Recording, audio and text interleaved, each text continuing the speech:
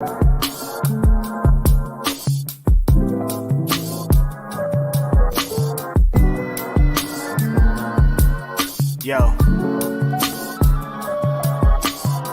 It's Grapsody with Will, Phil, and Reg, trying to keep it real instead of what you usually get from these talking heads. It's Grapsody, we're here to fill the void. 3 black fans, different perspective, got to fill your voice. Coming with the podcast, talking majors, indies in between. Yeah, it's all that, and we're down with Fightful, better fall back. Coming for respect, we connect like a ball bat. No need to double check, these are all facts. You're listening to us talk raps.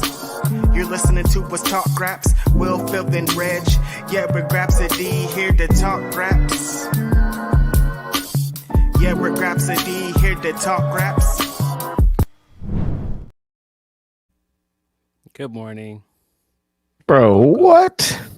Are you all right? Yeah, no, I started reading about the All Japan and WWE thing.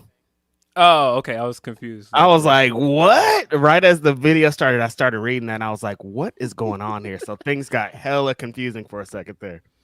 Yeah. A lot of crazy news coming out of Japan. We'll get into that in a minute. But this is Saturday. It's noon, whatever time it is in your place in the world. This is Grapsody. I'm Phil Lindsey. Of course, I'm joined by my co-host, Righteous Reg. What's going on, brother?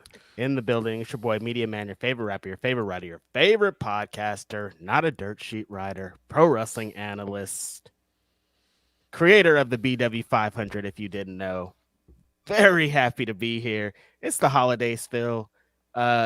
We both have hats on. They're not Santa hats, but we are wearing our version of Santa hats, I think. Yeah. I am wearing a Chicago Bulls very festive winter hat, kind of like Jack the Jobber does on the Cultaholic podcast. He is always wearing Bulls memorabilia. I don't know why that pops me every time I see it. Shout out to Jack the Jobber. I know why it pops you every time you see it. Yeah, no. All the way in UK, showing love to the Bulls. Bulls are just one of those teams that's just pop culture. Anytime I've gone out of the country and I've said I'm from Chicago, they're like, "Oh, Chicago Bulls." Yeah, yeah. So I mean, I've gone out of the country and I've like seen people wearing like Jordan jerseys or Derrick Rose jerseys. So it's just one of those things that this city is known for, Chicago Bulls. And of course, Chicago Bulls are playing really good basketball right now. Surprisingly, won 7 of their last 10 games. Looking really, really good without one Zach LaVine. I don't know what that means, but. Yeah, it's been entertaining. I, of course, have been a Chicago Bulls fan for my entire life. And so I know not to get my hopes up for this. And I know what this means. I'm just glad that we're getting good basketball. They're competing. Them guys is going out there hooping, man. Kobe White is looking like one of the most improved player of the year for me so far. That guy has been killing it. DeRozan's still looking like DeRozan. Vooch is doing his thing. I knew that a certain team was going to turn into a regular season team again after the in-season tournament. Right on time, the Los Angeles Lakers turned into who we thought they were. Bulls got a W on them the other night. Felt pretty good. As soon as that banner dropped for that in-season tournament, I was like, all right, I know what time it is. Yeah, no, you know what time it is. But it's been a good week of hoops. We got 2 really, really good games on TNT. The boy 12 is back. Ja Morant had a very good game the other night, dropping a game winner to win that game. Really good to see Ja back and in good form. Yeah. Your guys had a really good game that night. Steph is still Steph, man. Mm-hmm. Went out there and hung 17 points on those guys' heads in the second half because they was playing with him. Mm-hmm. Had him in foul trouble. But, man, that shot he hit the end of the game was just... That's probably my favorite thing about the Warriors, Phil, is like there's turmoil, Draymond, there's controversy, Clay, what's the future? But, like, at the end of the day, there's still Steph Curry, and he's still going to Steph Curry when it comes time. And hitting game-winning shots and the go to sleep, it's just like it just feels good. It felt like a little bit of flashbacks to their last championship playing the Boston Celtics. Boston Celtics had them on the ropes. I thought Boston Celtics were going to win this game, and then Steph came out and turned into Steph and conceded to lull those guys to sleep. Yes. That last shot he hit was. I'm continuing to be amazed. We've watched this guy hit ridiculous threes for so many years now, but how quick he got that three up, man, So fast. from the hip, and it just went in on net. And not just that. Listen, I am a avid Chris Paul detractor, buddy, but the way he put that ball right on the button, man. Yeah. That ball was where it needed to be, perfectly Exactly timed, where it incredible needed to be. pass. Yeah, I don't know how you could, and people probably think like that's a trick shot, or he like no, he practices that weekly probably in the gym of like getting that quick release, getting a three off with point blah blah blah seconds to go. So this is like a calculated thing, but Steph Curry is just otherworldly, man. He's an alien. He's that guy. We, of course, got the conversation afterwards because Shaq said, you know, how long before we start putting him in the conversation for greatest of all time? And I feel like he's there. I feel like he is one of the best point guards of all time. He's in my top five. If it's my top five, I think it's Magic, then Steph, Isaiah Thomas, probably Jason Kidd, Stockton. Just off the top of my head, those are five all-time great. I always consider, you know how I feel about influence, Phil. I'm huge on influence. Anybody that changed the entire trajectory, that changed the entire game, how could you not include them in the greatest of all time? If centers are doing threes now because of what you did, like we have to talk about it at this point. He's completely changed the game, completely revolutionized the three-point shot. You've got guys taking shots from way back from the logo because of this guy. You got LeBron like doing a no-look shot that he does, and there's so many guys like Dame, all of these guys, Trey Young, all of these guys have changed their game because of this guy. Yeah. Obviously one of the greatest Golden State Warriors players ever, probably the greatest Golden State Warriors player ever. Yeah. Lifted that organization into being one of the most lucrative teams in basketball, one of the most lucrative teams in sports. Yep. One of my arguments, because I saw people saying that he don't belong in a conversation with like the Kareems and the Jordans and LeBron, of course. But just to go on a tangent, because I am a Curry fan. Yep. There are only a few people that have done things that Jordan has done. And I will tell you that Steph Curry is one of them. And that might seem absurd to you, but let's just check the tape. Michael Jordan, part of one of the greatest basketball teams of all time, won 72 in 10 games. The only guy that beat his record, 73 games, Steph Curry. One of the only guys that has led the league in points and steals in a year where he was MVP. There's only 3 men to do it. Michael Jordan, Allen Iverson, Steph Curry. He holds most of the records for three-point shooting. Over 3,500 threes made for his career. Nobody's touching that record anytime soon. No. When you talk about a guy that went to a brand that didn't really have a basketball brand, because that's what Jordan did. He went to Nike when Nike was still making tennis shoes, and he made them a figure in basketball. Completely changed the world, completely changed the way athletes made their money. Because they don't even call them Nikes, they call them Jordans. Yeah, so people get Nike deals, and then there's Jordan. Jordan is almost his own brand now, and he signs his own athletes as Jordan brand. You know, the only other player that's done that, not LeBron James, Steph Curry with Under Armour, because now you can be a Steph Curry athlete, as we see, because De'Aaron Fox is a Curry athlete. I can go on and on about how Chicago Bulls were an expansion team, and they turned into one of the most lucrative players lucrative teams in basketball because of this guy. Same thing that Steph done for Golden State. So I'm like, how can you not put him in a conversation when he's done so many things that Jordan has also done? And as far as like LeBron, beat the guy 3 times. He beat in the LeBron. Finals, guy. 3 times. 3 out of 4 times he's beat this guy in the finals. You got to put him in the conversation, man. I think that you have to. Of course, how do you put LeBron and Steph beat him? Like, I'm like, 3. What about not Steph? Just beat him. 3 times he's beat this guy. 3 times. You got to put him in a conversation, I feel like, man. He's one of the best players ever. Obviously, one of the best three-point shooters of all time. The best three-point shooter of all time. Yeah. I don't want to continue to gush over the guy if people are not Steph Curry fans. Sorry, you might be a hater. Might be what it is, but nah, that guy Wardell is different, man.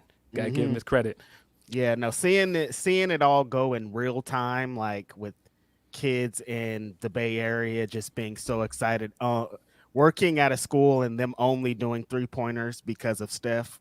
I'm like, when I used to go to school, like everybody wanted to do was dunk when we were down there. Now none of the kids want to dunk. They don't care about that. They care about threes because of what this dude did. But yeah, I'm like, how many of the greats beat the greats? Like there's a lot of people that kind of have runs, they have championships, they have these things, but like Steph was out there beating who you guys are saying is the greatest of all time. So how is he not considered in the conversation? They say because he's small, there's all these kind of things added onto it, and it's just like, all right, bro. But yeah, Shaq was mad when Kenny the Jet Smith didn't add himself into the conversation. Kenny was capping a little bit. Kenny with that crazy beard that he had painted on that night. He was capping a little bit. He was doing a little bit. He was doing a little bit of dancing. He was like, well, you know, that's not a deep pool of guys that you consider all time greats. And I think Ernie made the best argument that Kenny kind of sidestepped. He was like, well, would you consider Steph the greatest shooter of all time? And if you consider him the greatest shooter of all time, why would you not then put him in that depth chart of one of the all-time greats? And then he comes back and goes, would you put the best rebounder of all time in there? That's not the same thing, Kenny. Like, you know that's not the same thing. Way it's not different. Not that this guy is the greatest three-point shooter of all time. Again, this guy changed the game. It used to be guys wanted to dunk, guys wanted to go out and do like the fancy layups and get to the rim. This guy completely changed all of that. Yeah. Like they got entire teams like all going for threes. Everybody's competing for the most threes of all time. Like it's all about threes now. The game has completely changed because of what he did. The greatest rebounder of all time didn't change the game. I mean, but they still like the greatest of all times of whatever their position or whatever they played should be considered, though, is where I kind of land with it. Yeah, because you know how many basketball players there are, Phil, and if you're the best out of all these people, you have to be considered at some point. Yeah. And I just think I think when time goes on, people are going to be a lot more favorable to his career and some of the things that we watched this guy do. One of the best we've ever seen do it, man. Yeah. I don't think he's won the championship this year, but the guy's only 35 years old. He could possibly get another one before he's done. We're gonna need to do some restructuring over here because things are rough. Yeah, definitely gonna have to change your team around. And you saw that video of Jordan Poole in the beginning of the game, and he was like cutting up, and he felt like, "Please take me back." And they were like, "No, we're not doing that, brother." he gave the Eddie Kane nights like this. I wish raindrops would fall. He did kind of slowly walk up like that. Why y'all insulting me, man? Why y'all want to insult me? Some good basketball being played. And of course, you have said that your favorite game, one of your favorite games of the year, is the Christmas game, and it's almost Christmas. Yeah, no, I am a big believer that NBA on Christmas is better than NFL on Thanksgiving. This is kind of the time of the year when basketball starts getting better and better. I think the in-season tournament helped, to be completely honest. It did. That was a success. Yeah, I think that was a success. I think basketball has been very entertaining for the last few weeks. Very excited for the basketball games this weekend. I don't know. What other Christmas stuff are you looking forward to?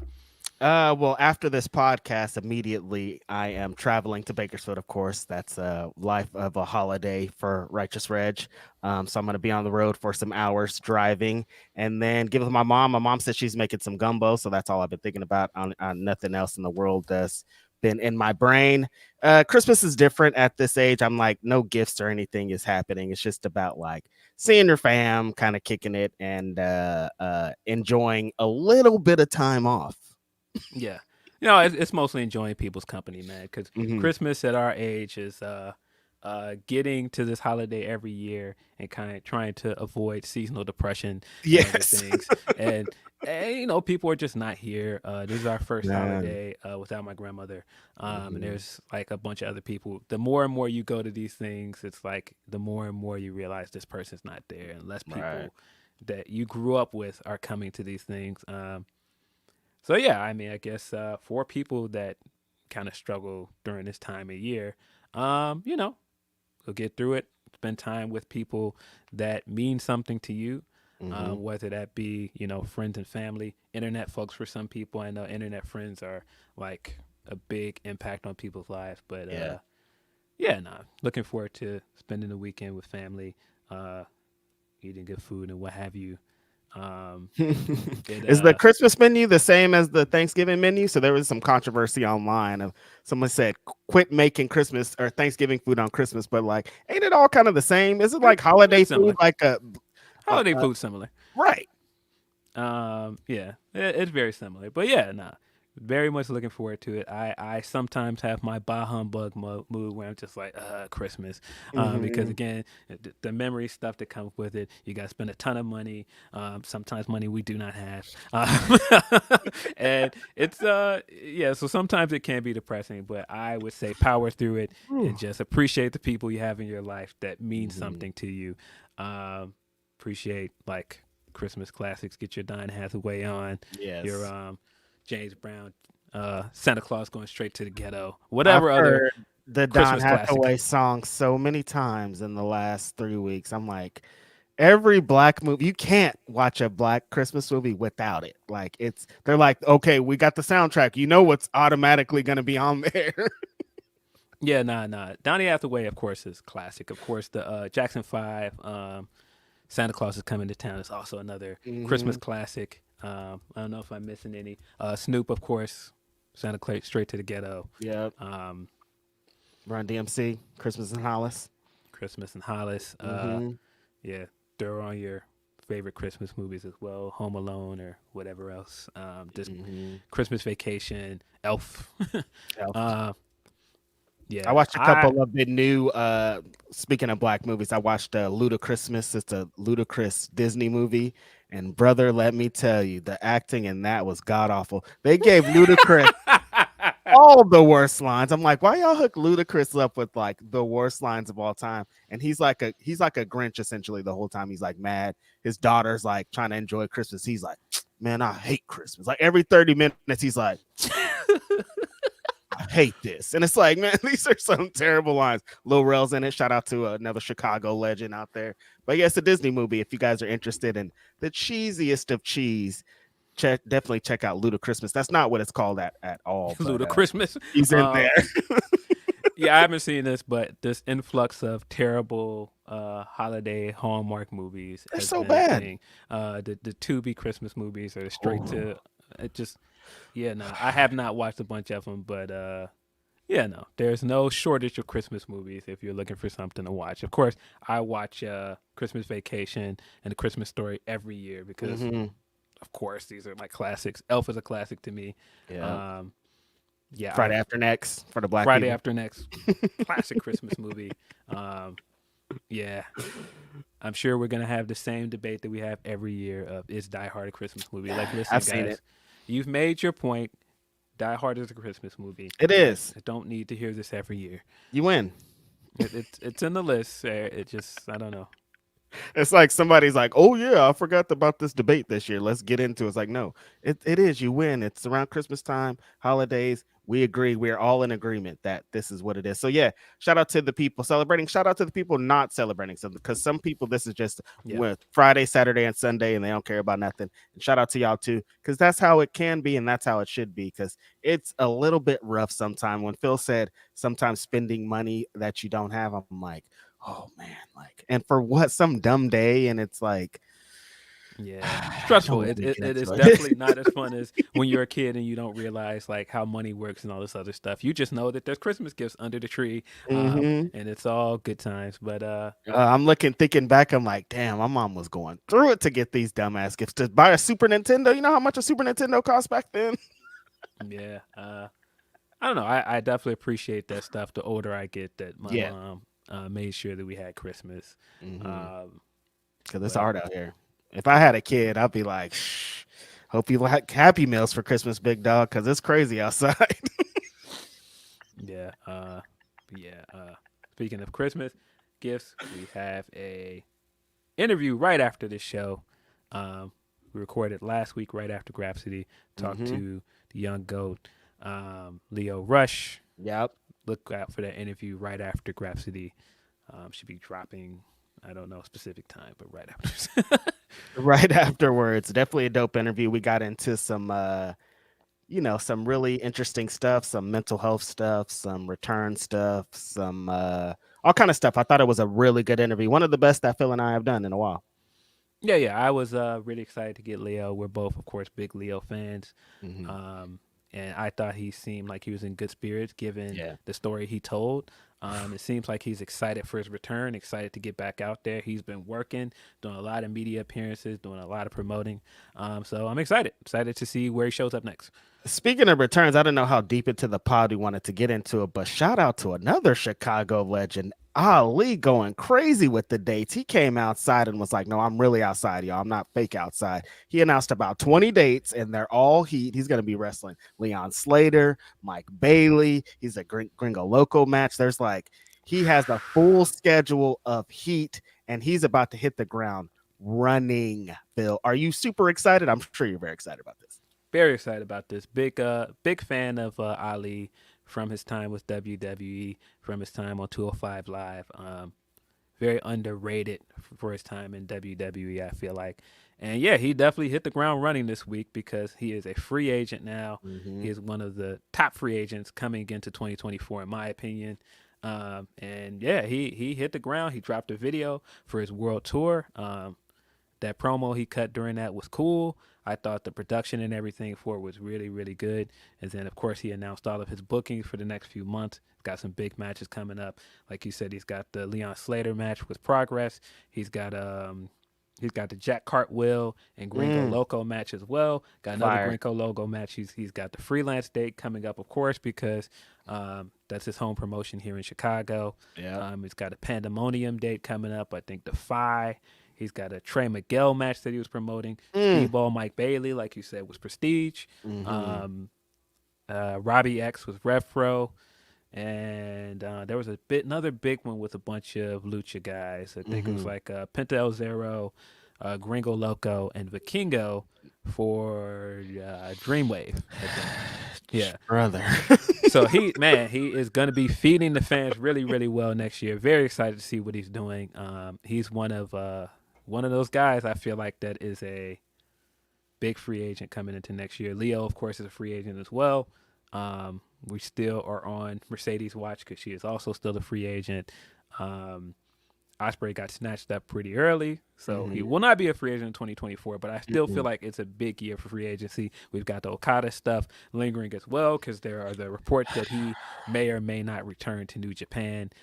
So he may be a free agent in 2024. And then we got the newest news that we're going to talk about today about New Japan. So things might have completely changed. Like there's so much going on here, Phil. It's crazy. Yeah, we also got that news that, of course, Becky Lynch and Seth Rollins' contracts are also up in 2024. They could potentially be free agents. Could be a big free agent market next year. WWE is giving out bags, brother. I don't think they're letting anybody go. I couldn't see them even teasing going anywhere else. As soon as Seth and Becky are like, all right, let's talk about it, they're like, how much do you want? Just write your price on the check at this point. Yeah, could be a big year for free agents. Definitely curious to see how that looks. I don't know. But yeah, shout out to Mustafa Ali. Very excited to see what he's doing. Very happy to see him so motivated to prove himself. Because I do think that, people did kind of have him fucked up a little bit, man. Facts. And I think he's going to show a lot of people just how much that they kind of slept on him, how much WWE could have done more with him. I think it's good. I hope he shows up in like Ring of Honor. I would love to see him do like a New Japan date or something. But yeah, very excited to see what he does in 2024. Yeah, we got a couple of super chats talking about the subject. Our friend Eloquent says, "In Ali we trust?" ? Exclamation point. Yeah, I think it's a lot of people are super excited about the potential of what he's going to do here in the future. And like you said, there is, I think, so many people after, in a couple of weeks after he really starts doing his thing, people are going to be like, oh, I didn't really know Ali could do this, or I didn't know blah, blah, blah, blah, blah. Because it's like he Sleeping has on Young been King. kind of stuck in a box over there. And it's like he was such an unfortunate situation, Phil, because he would like cook online or make these videos that would get like hella people excited. People would be really excited. Then you would think they were going to do something with him on TV and they wouldn't. And then it's like he would fall down again and then get back up with another video and you think he's going to cook again and then they wouldn't. And it's like, what's going on here? Yeah, one of the biggest what ifs from that year as well, because if he doesn't get injured, he could have potentially been WWE champion instead of Kofi Kingston. That the trajectory of the world could have changed if Ali did not get injured. There could not be any Kofi Mania if it wasn't for that moment. Potentially, we don't know the full story. We don't know exactly what was going on, but like he played a huge pivotal role in WrestleMania 35. So yeah, just that alone, he's down with us forever. Yeah, yeah. Again, super excited for him. Deanna Purrazzo is another one that's going to be a free Deanna. agent in 2024. Very excited to see where she ends up as well. She says she's going to test free agency. She is not going to re-sign with Impact. Yeah, there's so many things she could do. I mean, maybe she goes back to WWE. I kind of would like to see her have a run in Ring of Honor because that's kind of where she got her name and that's where she started. Of course, she was Ring of Honor Women's World Champion recently, but I would love to see just like a real run with Ring of Honor or like a real run with AEW where she can get in front of bigger crowds. Yeah, I think that she has a lot of places that she can go. The WWE side of things, I feel kind of nervous because of what happened previously. I know we're in a new regime and things could potentially change. I hope that things will change because she's shown that she's a high level wrestler and deserves a opportunity to kind of shine. I'd love to see her also in Ring of Honor. I think with what they're doing over there, like she's an automatic. We're feuding for her the next year with Athena, if that's what type of thing we're going into, or she's the one to dethrone Athena. She could carry that championship for a while before she transitioned up into the main roster up there. I could see her in Japan promotions. I could see her having a sick indie run where she's the champion of all the indie companies. Like I think her future is so wide, and the things that she proved that she could do in Impact are gonna help her tremendously in the future. Phenomenal run with Impact, man. Really phenomenal run. I think she's definitely one of those people that left WWE and had like a career changing run somewhere else. And I hope that, that run with Impact gives her like a run somewhere else that she deserves. Because I do think while I enjoyed the Impact run, I think a lot of people didn't see it because, of course, they have a smaller audience. And I would just love to see her in front of a bigger audience. I would love to see her on television again. I of course, I feel like the NXT run should have gone better than it did. So many what ifs with that as well. If she didn't sign with NXT and if she ended up on the first All In, what could have been? I don't know. Yeah, shout out to her there, and shout out to Impact / TNA Wrestling, who have been making a lot of moves out here. It seems like every time I log into social media, I see TNA signs a new talent or TNA resigns somebody. I love the direction that they're trying to take with this relaunch of.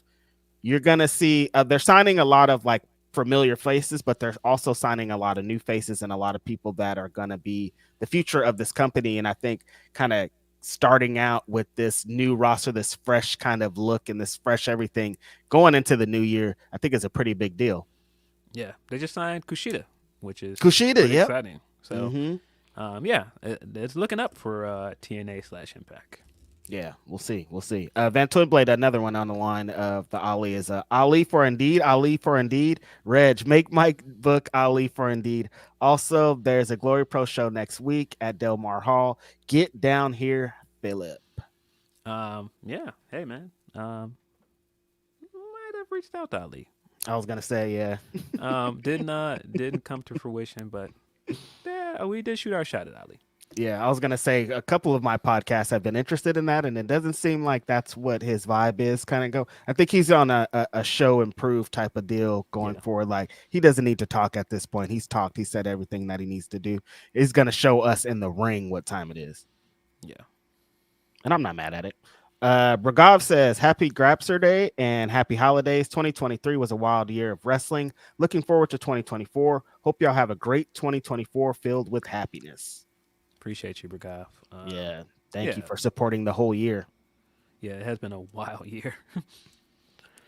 I was doing that. You guys should check out the video that Denise and I did of top 10 AEW matches of the year. But going back and looking at the list, I just went through the list of the shows that I was at, and just remembering the shows that I was in was like, this is an insane year of wrestling. And then add in all the other matches that have kind of happened just in AEW was like, this is insane. And then you factor in everybody else. You factor in Japan matches, you factor in the WWE stuff. Like WrestleMania was super strong this year. They had like that run earlier with Sammy and Cody and like all this stuff. It's like, this is insane, man. We continuously say how there's too much wrestling or there's a lot of wrestling. It's like everybody cooked. And if you want to kind of go back and have like a year-end review, you'll see that there's still a lot of hidden gems that we don't even talk about. Speaking of great matches this week, there was a lot of talk of one Mike Mizanin this week because he had a pretty good match on Raw this week. You, of course, have been a Miz detractor for a long time. Right. Were you impressed by this match? No. Unimpressed. Don't care. Hated my timeline. I'm like, shut up, you guys. Oh, he had a great match. I could have a great match with Gunther right now, and I haven't been in a wrestling ring in about 16 years. Guaranteed 5 stars. Because that's what Gunther does. It's not surprising. Have a great match with fucking Shanky next week, and then I'll be impressed. You can't do a match with you had a match with Bryan Danielson and it was classic. See, I told you. No, you're not telling me anything. You're not showing me anything. Gunther's the best wrestler in the whole company. He should have an amazing match with him. That's what it is. That's like laying out a platter like, here, have a fresh match. It's like being on the indies and you seeing your name next to Speedball Mike Bailey. You're like, I'm about to have a classic match tonight. It's an easy one. Like, no, I'm not impressed. That's not impressive. I will give Miz his credit. I after the Survivor Series match, I was like, yeah, this was a pretty good storyline. This was about as good as you're gonna get probably out of these two. This matchup, I feel like the Raw match was better than the Survivor Series match. I feel like this was probably Miz's best match in a long time. Probably better than his Rollins. The last really good Miz match was the Rollins match, and this match was, I feel like, the best match at least since then. Phil, Miz came into the WWE in 2004. It's about to be 2024. He's been there for 20 years. We shouldn't be talking about him like he's an NXT rookie. And people still talk about him 20 years later like he's an NXT rookie. This was the best match he's had. Like, of course, it's been 20 years. You should be having amazing matches every fucking day because what did you learn? He tells us every week, I've never been injured. I've been at WWE, blah, blah, blah. I never take a day off. Well, what the hell? Get in the ring and fucking practice then. Why are you still as not that great as you used to be? And bring up all the best matches that he's had.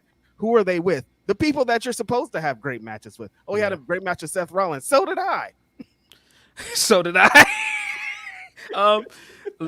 I agree with you to an extent, but I do, like I said, I do feel like he deserves some credit for this match. Of course, I'm not one of those guys. Every time he has a good match, see, I told you, Miz is a great worker. I mean, look, Miz is gonna go down as a great for a lot of people because of like the character stuff, the promo stuff, his IC title stuff, and he deserves his credit. But I feel like this was a really good match. Of course, it's Gunther. Gunther don't miss. But I feel like it's fair to say the Miz feud is one of the best Gunther feuds during his time as champion. Mm-hmm. I feel like the story stuff they did was really well. This match was not just good. This set up Miz not being able to challenge Gunther for the title again. And I thought he showed a lot of desperation in this match. He worked the hand in this match after Gunther went to chop him and hit the post instead. He had some really good spots of him working the hand. That spot where he kicked his hand, he went to grab it. He grabbed it behind and hit him with the skull-crushing finale. Really, really good false finish. Gunther beat this man down though, hit him with that power bomb, picked him up, hit him with a rainmaker out of nowhere, picked him up, power bombed him again, and said, "Yeah, enough of this. Stop bringing up Miz to me. I am the best IC champion ever." I loved it. I thought this was a really good match. Yeah, no, I'm gassing Miz. I'm gonna shoot him a little bit of bell. If I was making a Mount Rushmore of just WWE guys, like they didn't go anywhere else, they didn't do anything else, like they came up in that system, they wanted to be a WWE guy, I will put Miz on that list, honestly, like completely. Like if we're talking about like from I used to watch the Real World where he was like, I want to be the WWE champion.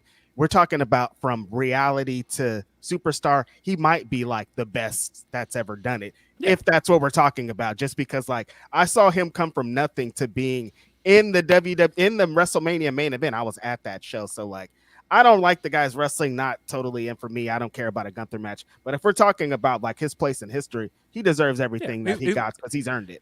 Yeah, whether you like his work or whether you feel like he's regressed as a talent, he's still one of the greatest WWE success stories ever. Yeah, that's just a fact. I mean, going from being a reality television show star to main eventing WrestleMania with John Cena, two-time WWE champion, two-time Grand Slam champion. Now he deserves his flowers. He's going to be a future WWE Hall of Famer. It's undeniable. Facts, big facts. He might get a couple rings at this point with what he's did, and like you can't even like debate it. Like if we're talking about WWE, we're talking about this company. He's done it. Like he did like everything that he kind of set out to do. So yeah, I'd never want to take away from that. I don't want to watch this guy wrestle, but he deserves everything that he got. So. Yeah, I look. And he gets to go home to a baddie. Like, he don't care about what I'm talking about. Yeah, and Gunther's Gunther. Gunther just had a phenomenal year. And I think this feud, like I said, is going to go down as one of his best. I feel like last year, the Sheamus feud was really his feud of the year. I would say this year, it's been the Gable and the Miz stuff. Mm-hmm. You know, and I think beyond how I feel about the match, I think this kind of stuff like this is very important for Gunther's reign and what the future is going to hold, because they're going to want him to be in more type of feuds like that when he gets to the world title scene. You know what I mean? They're going to want him to be out having monologues and one-on-one promos with these guys. And Miz is the litmus test, the what's going to go on to determine how he does with those main event stars. So I think this was good for the next step in Gunther's career. Yeah, I think the heels on Raw have also made the show miles better. Not just what Gunther has done as champion, but what Nakamura is now doing this year. I feel like Nakamura has had a fantastic year as a heel. His bars were trash the other night, but shout out to Nak. His Grinch speech on Rhodes was really, really funny. But I think everything he's been doing at the heel, the vignettes they're doing with the subtitles are really, really cool. Mm-hmm. I think he's had a great, great year. Also, Drew becoming a heel since he's got back has been really good. His feud with Seth, I feel like, has been fantastic. One of the best feuds of Seth's reign. I did the stuff this week where he got kind of real, where he was like, nah, I've had to miss time at home. I've had to miss funerals. I've had to miss a lot of things to be here. And it's supposed to be worth it by being the guy that is the guy, the top guy, that's the champion. And so I need to win that. And I feel like that's kind of the thing that's missing with Roman's time as champion, of guys feeling like, no, I need to beat you because you are considered the man. You're considered the top guy here. And again, I'm going to echo what I said last week. I feel like that's why right now the World Heavyweight Championship feels like the main title for the company, because you can see all of these guys are gunning for Seth. Punk came straight in. He's gunning for him. Drew wants that belt. Damian Priest. The only person that don't seem to want it is Cody Rhodes. Yeah. Cody, see Seth in that belt. What's up, G? I'm good. Nah, go ahead. Yeah. I like it though, man. That's the one thing I like about Cody Rhodes, and like in his character is like he does. Like if he tells you something, he's gonna stick to that. You know what I mean? I meant what I said. I want that belt. Yeah. Right. I want your belt, bro. Cool. That's cool. Get your shit off, Rollins, but I want that belt over there. And he's gonna take that shit to the grave. But hopefully, look, man, going into WrestleMania, so many things have changed. I think we talking about WWE and talking about WrestleMania season. Shout out to Charlotte Flair, who they announced this week is out with so many things in her leg are wrong. Just a very unfortunate injury. The fall that her and Asuka took was scary, and it ended up being extra scary. So shout out to Charlotte, who was set up to have a pretty big season coming up going into WrestleMania, and to go out with such an unfortunate injury at such an unfortunate time really sucks. Yeah, they said she's going to miss about 9 months. Seems like a pretty bad knee injury based off of the report that came out. Of course, get back soon to Charlotte. It was good to see her out and about at the CMLL show supporting Andrade. But yeah, sucks that she's going to miss WrestleMania season. Unfortunate. She was set up. Let's get into a couple more super chats. Meet Norma says, happy holidays, Merry Christmas, fellas. My Wizards are halfway to 10 wins, and wrestling is getting crazier all the time. 2024 will be no different. Thank y'all for the hard work and great content. Meat Man out. Appreciate you, man. Wizards are one of those teams where if I'm looking for a team with low odds to either cover the spread or win their game, I pick them often, and they either cover the spread for me every time or they always win. I don't know why. Every time I pick them, they win their game or cover the spread. This happened like 3 times in a row. Look, me, Normus, Phil's trying to shoot you some kind of something to feel good about the season. So shout out to that. But seriously, it's one of those things that I cannot figure out. Washington Wizards, of course, are not a very good team. But could be worse. You could be the Detroit Pistons. Listen, there's levels. Could be a lot worse. Our homie Aaron Busby says, coming live from ATL for the holidays. Just want to show y'all love and go Niners. Shout out to Busby being down in the ATL for the holidays. Yeah. I don't know if it's warm in ATL right now. It's probably warmer than it is here. But yeah, enjoy your chicken and waffles or whatever.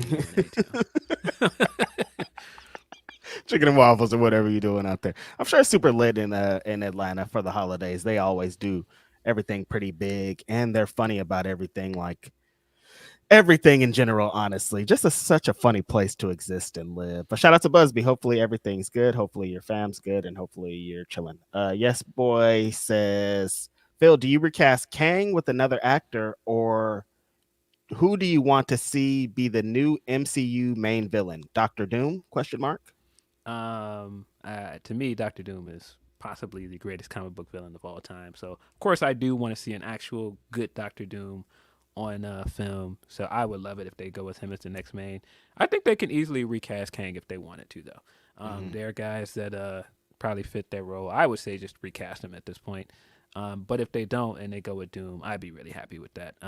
I did laugh this week when somebody found that comment from IG from John Boyega where they were like, "Hey man, maybe John Boyega's not busy," and John Boyega was like, "Nah, bro, no. I am busy. Leave me alone, man." Yeah, I still feel so saddened by his time with Star Wars and how that's basically soured him on most fandom. He's just like, nah, leave me alone, bro. Yeah, unfortunate, because he would be slotted right in if he wanted to be, but it's like, nah, he's not doing all that. It's been a wild week with all the Jonathan Major stuff, so I feel like they need to just wash their hands of him and move on, man, because you're gonna be recasting in the future anyway, so might as well just start now. Yeah, that whole situation is so weird, man. Of course, he was found guilty this week on 2 charges, I believe. He was charged with unintentional, abuse, and then there was harassment charge as well. It doesn't seem like he's going to possibly see that much jail time. If he does, I said at minimum a year. And you know how this goes. He's not going to spend an entire year in jail. No. But of course, the ramifications is that he did get fired from Disney, will no longer be Kang. And I kind of saw that coming when all this stuff started coming down, even before he went to court and his management and all the PR people and his agents started dropping him immediately. It felt like it all happened like so fast. I was like, that tells me that the people close to him know something that we don't know. And that always made me feel like, this isn't looking good for him. Some damning evidence. Just unfortunate all around. Nasty stuff. Everybody keep your hands to yourself and relax, please.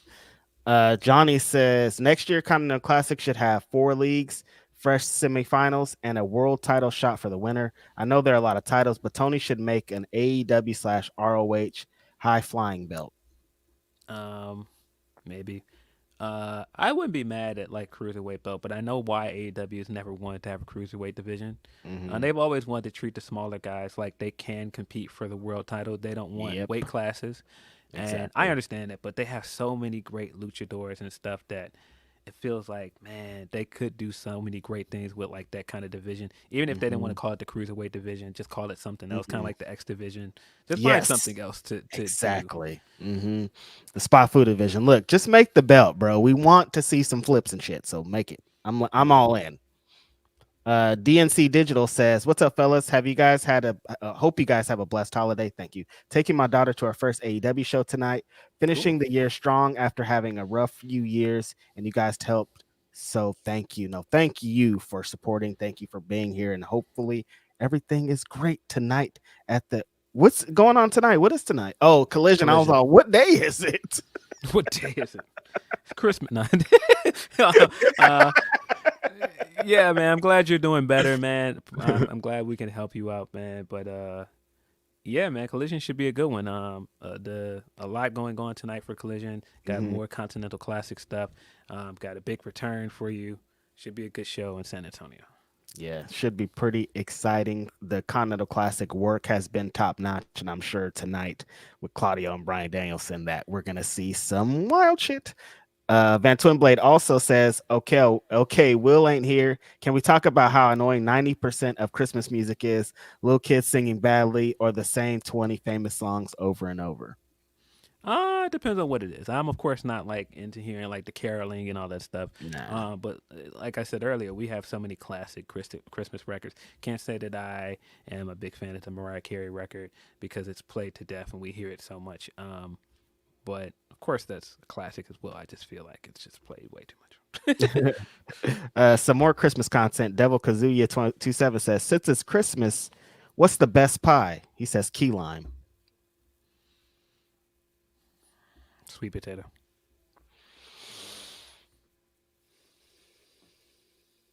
The best? Are we just like holiday pies or just pies in general? I guess pies in general. Is cheesecake on the pie? I think it's a cake. Cake is in the title. I mean, yeah, I think it's a cake, bro. Okay. I think it's a cake, I'll go with that. Okay, I'm gonna go with just apple pie, man. I'm classic American. Yeah, lemon meringue is also. Lemon meringue do smack though. Yeah, you're right. I mean, you can't really. There's not really a lot of them you can go wrong with, but key lime actually you can't go wrong. I don't really mess with that.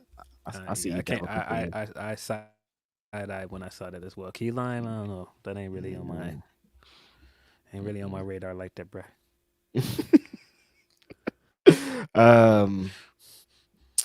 Our friend Eloquent has a good question. Why isn't AEW interested in Julia? I don't know. I saw that people made a big deal of that, along with the Sasha thing / Mercedes thing that was going on around. I don't know. Maybe it's just one of those things where she's already showed interest in going to WWE for so long, and she seems like one of those women that I could easily see in WWE. I mean, the second she started killing it and Stardom, I was like, yeah, she fits what they want to do in WWE to a T. You know, multilingual. She's got like the look. She's got all of the things that you consider for a WWE superstar. So maybe they already know that she's not on their radar. I don't know. But you know, she's also talked about wanting to wrestle Asuka and Io over there and all of these other people. So I just feel like maybe, like from my point of view, I'm seeing it like I feel like she's always been someone that's going to end up in WWE. So maybe that's why, but I have no idea. Yeah, that kind of feels like she always kind of felt like a WWE style wrestler to me. Like, no disrespect to her, I think she's a great, amazing talent, like as we've seen. But it feels like from how she's talked, how she's kind of moved, that felt like a place that she wanted to end up. That could be a part of it. It's just been so funny because you see so many going with signings is you see so many people being like, oh, they're signing everybody. You can't sign everybody. Why are you guys signing everybody? And then they don't sign Julia. They're like, why didn't you sign Julia? What's going on? What's going on? It's like, you can't have everything. You can't sign everybody. You can't sign every single wrestler free agent that we talked about earlier if they're available. But I think, I mean, for my money, I would have signed her. I do think that it looks away, and I think for most people, it's the optic of they do keep signing big free agents, and in terms of like that Not the big ones we free want. agent, well, in terms of that big free agent that's a woman, we haven't seen it yet. I know for some people, Saraya was supposed to be that, but like the fact that they haven't nailed down a deal with Mercedes yet, the fact that Julia is such a big name and they're possibly not interested in her. Deonna's out there. We haven't seen anything as far as trying to sign her. Even when Jordan was at the end of her contract with Impact, it didn't seem like there was a big push to sign her. So maybe that's why some fans are looking at it a way like, why are y'all hesitant to sign this big female free agent? When is that going to happen? I don't know. That makes sense. I don't know what the holdup is there. I don't know what is the reservations there, but Julia is kind of a different case. Again, it is interesting. No knock at Mariah May at all. Mariah May is fantastic, but being interested in Mariah May and then Julia's over there, you show no interest in Julia. That is kind of interesting. That is kind of wild. It does look a little weird, but I can't speak for what they're looking for, so I can't say that that's negative. I just don't know. Yeah, I mean, if you break it down like that, I'm like, oh yeah, that does look a little bit wild. I don't really understand it. And then like if you look on the opposite end, like if there's a male free agent, like they're gonna at least show some interest, and at maximum they're gonna get signed. Like immediately, like Will Ospreay, he wasn't even a damn free agent. It was like they're making this deal with New Japan in conjunction with New Japan. It feels like they're going before they even become free agents with the man. And then when there's been amazing game-changing women on the market, and they just haven't felt as urgent with it. So that does feel understandable. Yeah, and I mean, I keep seeing it pop up in our chats that someone's asking if she has heat with Emi Sakura. I've never heard that. I know that there was some heat with the way that she left Ice Ribbon, but that's kind of a Japan thing because a lot of people don't leave their home promotions and go to another promotion in Japan usually. Because, I mean, even look at people going from Noah to New Japan. It doesn't happen that often. I don't know. I haven't heard any thing about a heat between the two. Maybe, right, me neither. Who knows?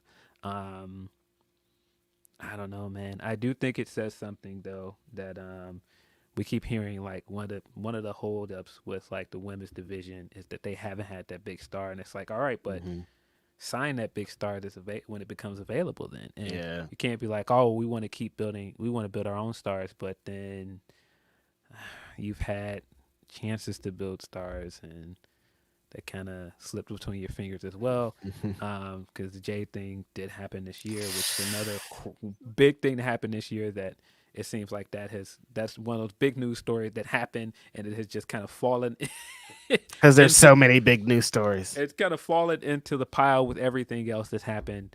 But yeah, it does look away, I guess, if you're concerned about the women's division. I do think that things are looking up for AEW's women's division. We'll get into that more, but I can see why people think that the perception there is a little crazy.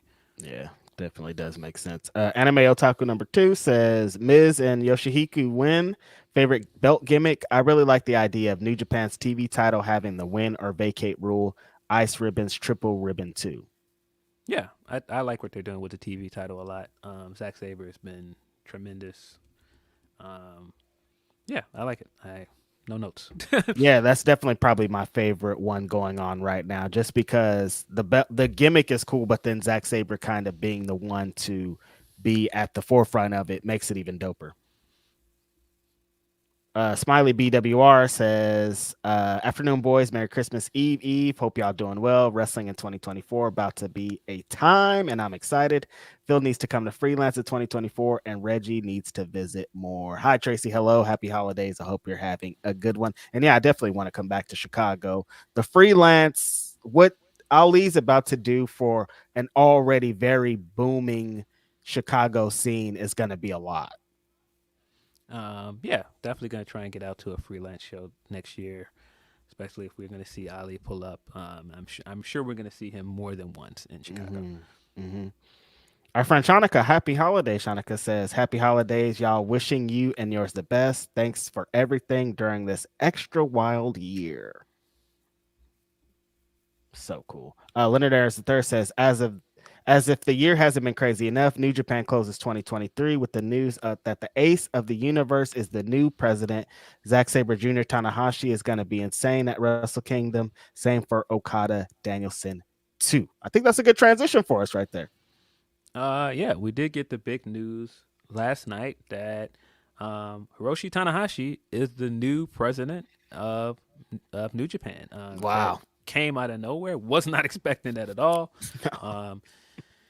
I mean, they just named the president 3 years ago. And when you think of how fast that went just because of the pandemic and everything, and just how quickly his time as president seemed like it went, that does not seem like it was 3 years ago, but I guess it was. Yeah, this is interesting. The timing is interesting with the big union that happened with like the 8 promotions getting together. Right, that just happened too. That just happened like a week ago, and now you have this news that Takami is stepping down. Takami, of course, is the former president. Hiroshi will become president as of December 23rd. I think I read that correct. Mm-hmm. And he's going to make his official announcement and everything by Wrestle Kingdom. Of course, as Leonard said, he's got the match coming up with Zack Sabre Jr. at Wrestle Kingdom as well. Very interesting. I don't know what to make of all of this. I think it's huge news for New Japan. I'm super excited to see what Tanahashi does as an ambassador of the company. Of course, he's one of those guys as one of the 3 Musketeers that I feel like, well, even I feel like it's just kind of fact at this point, that they saved New Japan Wrestling. They completely 1000%. changed the trajectory of the company. Him and Shinsuke Nakamura and, of course, Shibata, they were huge for the company in the 2000s, 2016, 2017 era. So him being kind of the guy that steps up as the face of the company makes a lot of sense. You also look at his links to Muto and everything, his links to a bunch of other legends in New Japan. It makes a ton of sense. Again, it's just such a wild time. I just don't know what to make of that. Of course, with what you said at the start of the show, the All Japan thing happening as well. It does feel like people in Japan, these promotions, are trying to get everything together and prepare the defense for WWE possibly making their foray into Japan. Of course, also except for All Japan, who's like, no, come in, we'll work with you. Yeah, but it does seem like all the other promotions are like, yeah, we better get our shit together because big companies coming into town possibly. I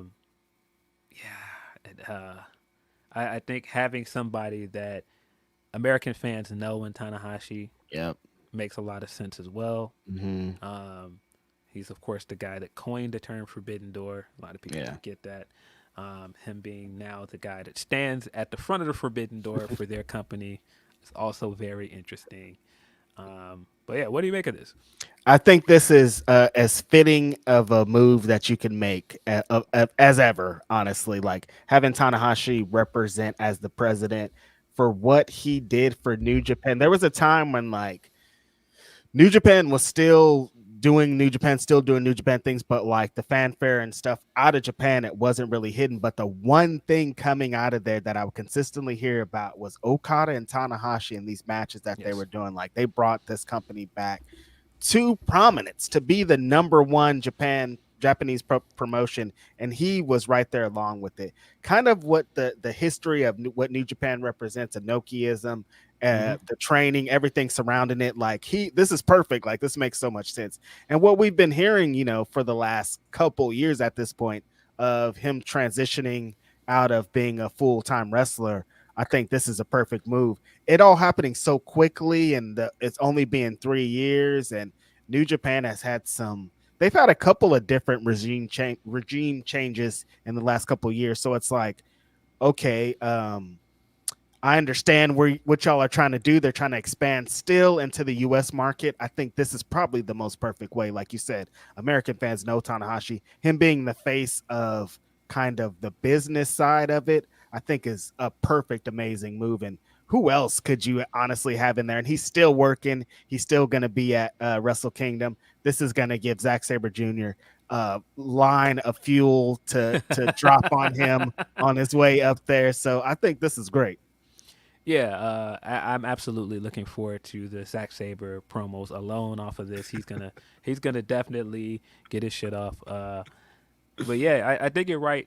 Having an Inoki guy take over the company, especially after Inoki passed away, and the Inoki guy that came in at that time that was like a big fixture in the forefront. I mean, to really think about it now, 2023, 6 years have passed, and those guys that were the Three Musketeers, their time is over. Like, to really think about that, it really makes you feel old that one of those guys that was like one of the Three Musketeers and one of the new faces of the company is now stepping up as president, and now we have 3 young guys that are new Three Musketeers. That just seems like it happened so fast. But yeah, it does seem like Tanahashi was starting to head towards the end of his career as a worker. So it does make sense for him to move up to the office and be someone on the executive side. If you're going to pick anybody, it makes a lot of sense for it to be him.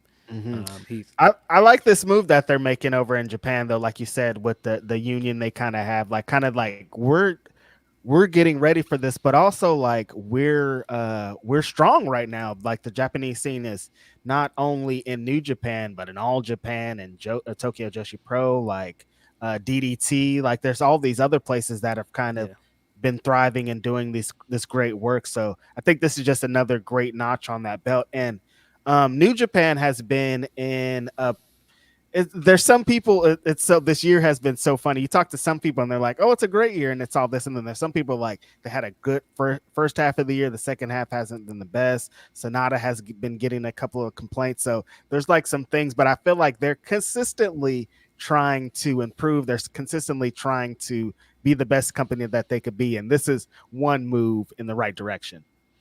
Yeah, I feel like it's been a mixed bag for New Japan this year. I would have said at the summer that this has been the best year in a long time. They were hot, came in the year hot, came in the year with Wrestle Kingdom, bringing in Mercedes, having like the big moments with her, doing the big dates in US with her. Okada was still champion. I feel like around the time of the G1, that's when things kind of started to fall off the track a little bit, because while I feel the G1 ended well, there were some interesting booking decisions during the G1. I don't think that people have really enjoyed the Sonata run that much, but I do feel like the Sonata run is to set up Naito getting one last big moment at Wrestle Kingdom. I feel like that's kind of the point of all of this. I very much feel like Naito's going to beat him at Wrestle Kingdom. He better. It's going to be like one of his last big career highlights.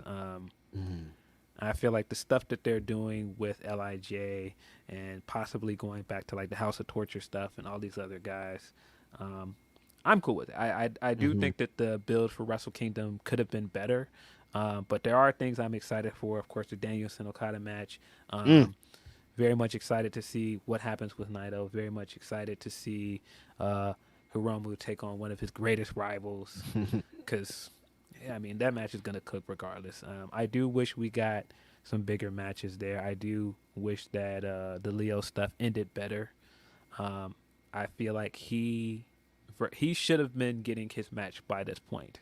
Was a rematch with Hiromu by Wrestle Kingdom. If he did not win the triple threat for destruction, I feel like this should have been the big rematch for the one-on-one match. Should have happened at Wrestle Kingdom. I feel like we'll get into it more fully next week since it's a couple days before the show. But do you think there's any match on this card, Wrestle Kingdom, that can outdo what Bryan Danielson and Okada are about to do in the Tokyo Dome? I mean, the obvious, because this is Ospreay's last appearance at Wrestle Kingdom for the foreseeable future. Right. And I would like to believe that he's going to go out on a high note.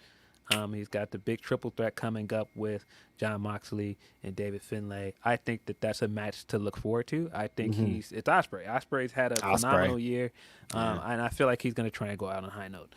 Yeah, that does make a lot of sense. As soon as you said Ospreay, I was like, oh, yeah, Ospreay's going to be there. There's no way that he just goes and has a regular match here during the show. So,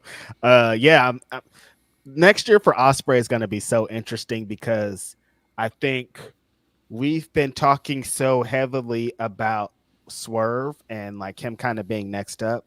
But like you're about to get like who many consider to be the best wrestler in the entire world, like laid out here. Like, I mean, that's a perfect rivalry, but it's like it's not going to be a long time before Will Ospreay is AEW World Champion. Yeah, I feel like his run in the U.S., a proper run on U.S. television, is going to be very interesting. It's very interesting to see how AEW handles it. Very interesting to see how he adapts to the U.S. market and adapts to being a regular wrestler on television. I don't know. I'm very curious, very excited to see where I don't want them to do. I don't want it to be a Kenny Omega situation where it's like, okay, you guys got the best wrestler in the world in his prime, and they're put him in a tag team or something like offer. Like, no, we need to see it off. I want to see the main events. I want to see him being Will Ospreay still. I want to see how he transitioned and being a TV wrestler, but I need to see big match Will when it's time all the time. What do you think is going to be his first big pay-per-view match?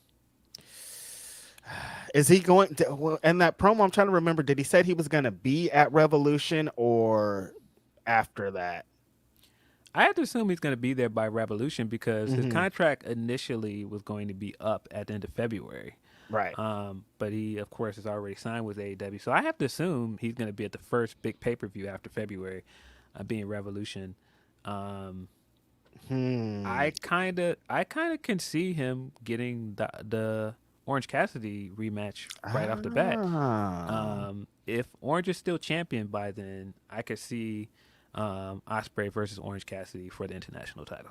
Yeah, that's probably a pretty smart move going off of there. I mean, we don't have a lot of time with old Bryan Danielson, and if we need to get one last Ospreay match out, Revolution, Bryan Danielson and Will Ospreay, we're making a lot of money, big dog. Yeah. I don't know how much longer Bryan is going to wrestle. Yeah, if you're going to get the chance to do that match, I think you got to do it as quickly as possible. Get to it, because we just never know with all this stuff. Yeah, it's going to be super interesting. I think all that stuff is going to be great, but yeah, kind of along the lines of what you're saying. What's Will Ospreay going to be on a Wednesday at Dynamite when he's just wrestling, Action Andretti or something like that? Like, I want to see like how he transitioned into that role. Yeah, I'm very curious to see how they use him on a weekly basis. That's going to be very, very interesting. It's a lot of good stuff going on there. Let's get into a few more super chats before we move forward. Van Twinblade says, wait, Reg, you got a point. There are pies that use graham cracker crust just like cheesecake. They sell the crust at the store as pie crust. Come on, man. What you got to say about that? I don't know, man. I still hold on to the fact that cake is in the title, man. It is worded as a cake. That makes me think it's a cake. Because, I mean, again, when you think of all these other pies that have the graham cracker crust, pie is in the title. Key lime pie, lemon meringue pie, all it's in the title. We don't call it cheese pie. It's called cheesecake. Okay, all right. Some points are being made. I can see. I'm still with, it's called pie crust. It's on pie crust. I think cheesecake sounds better than cheese pie, so they went with cheesecake. Cheesecake pie? I don't know. It don't sound. Cheesecake sounds way better than cheese pie. Like, those are totally different things. Yeah, cheese pie sounds hella whack. Glassdoor Gamer says, who from WWE do you see signing with AEW? Uh, in the next year. Mm-hmm. Interesting. I don't know.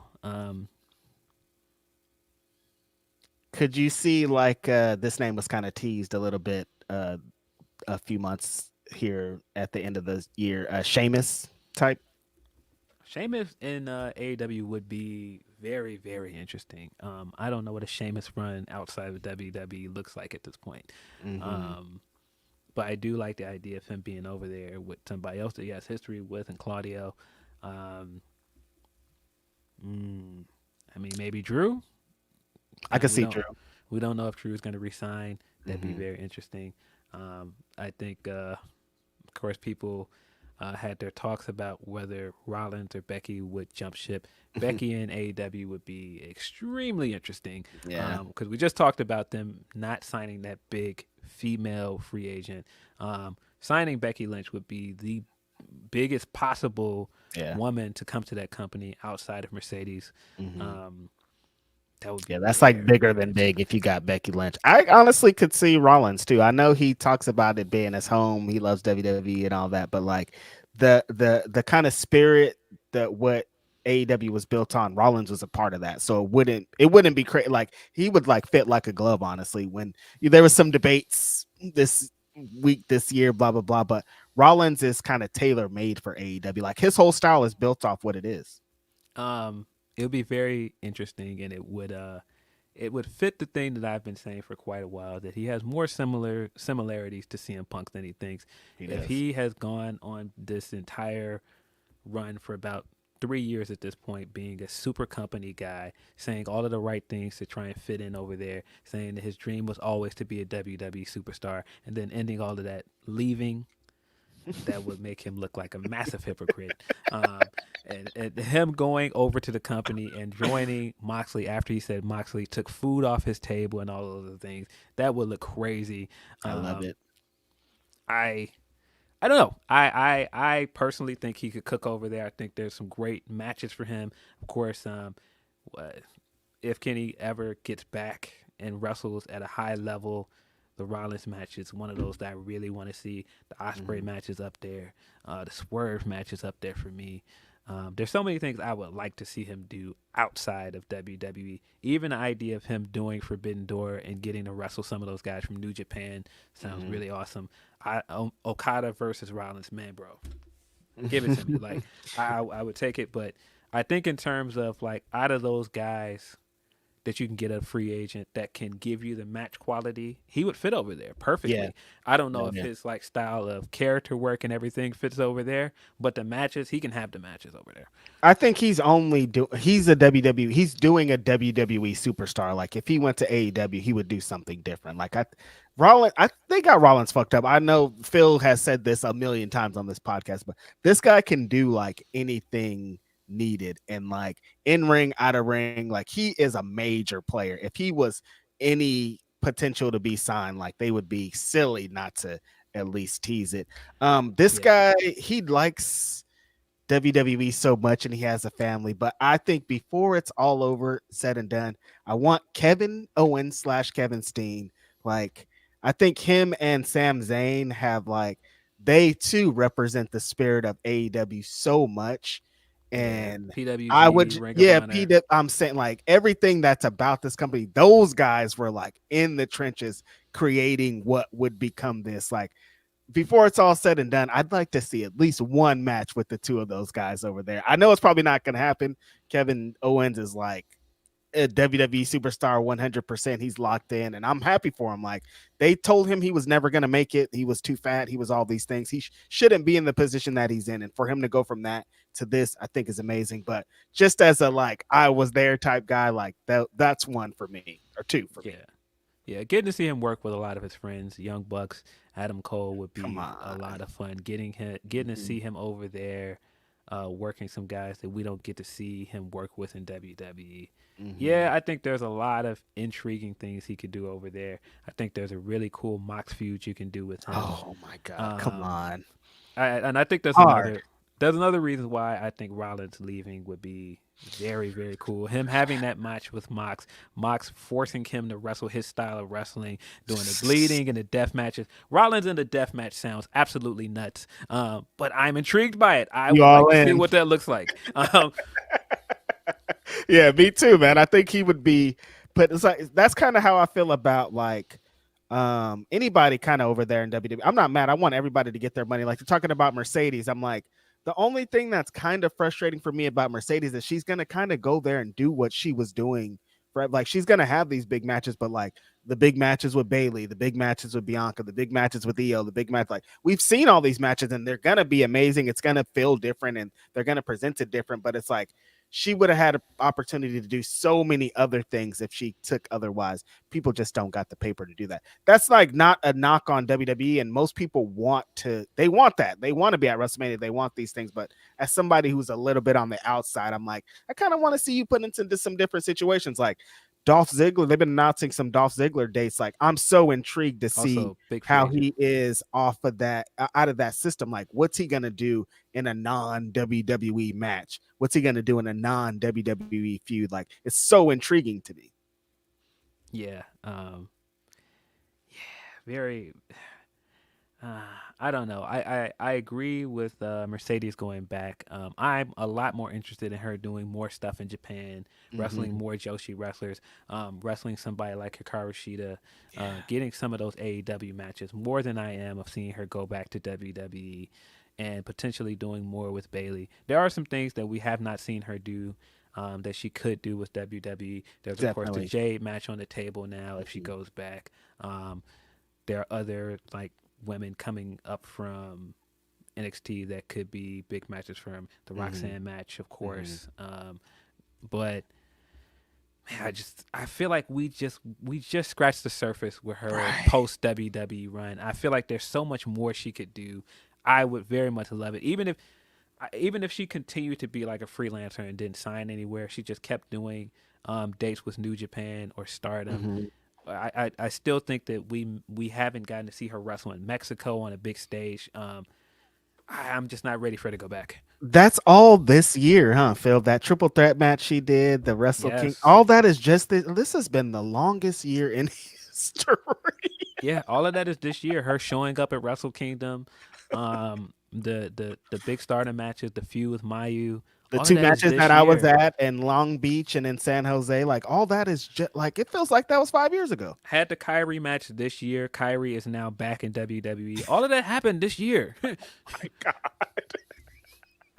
I'm happy we're not doing a year in review episode. How could we? It's so much.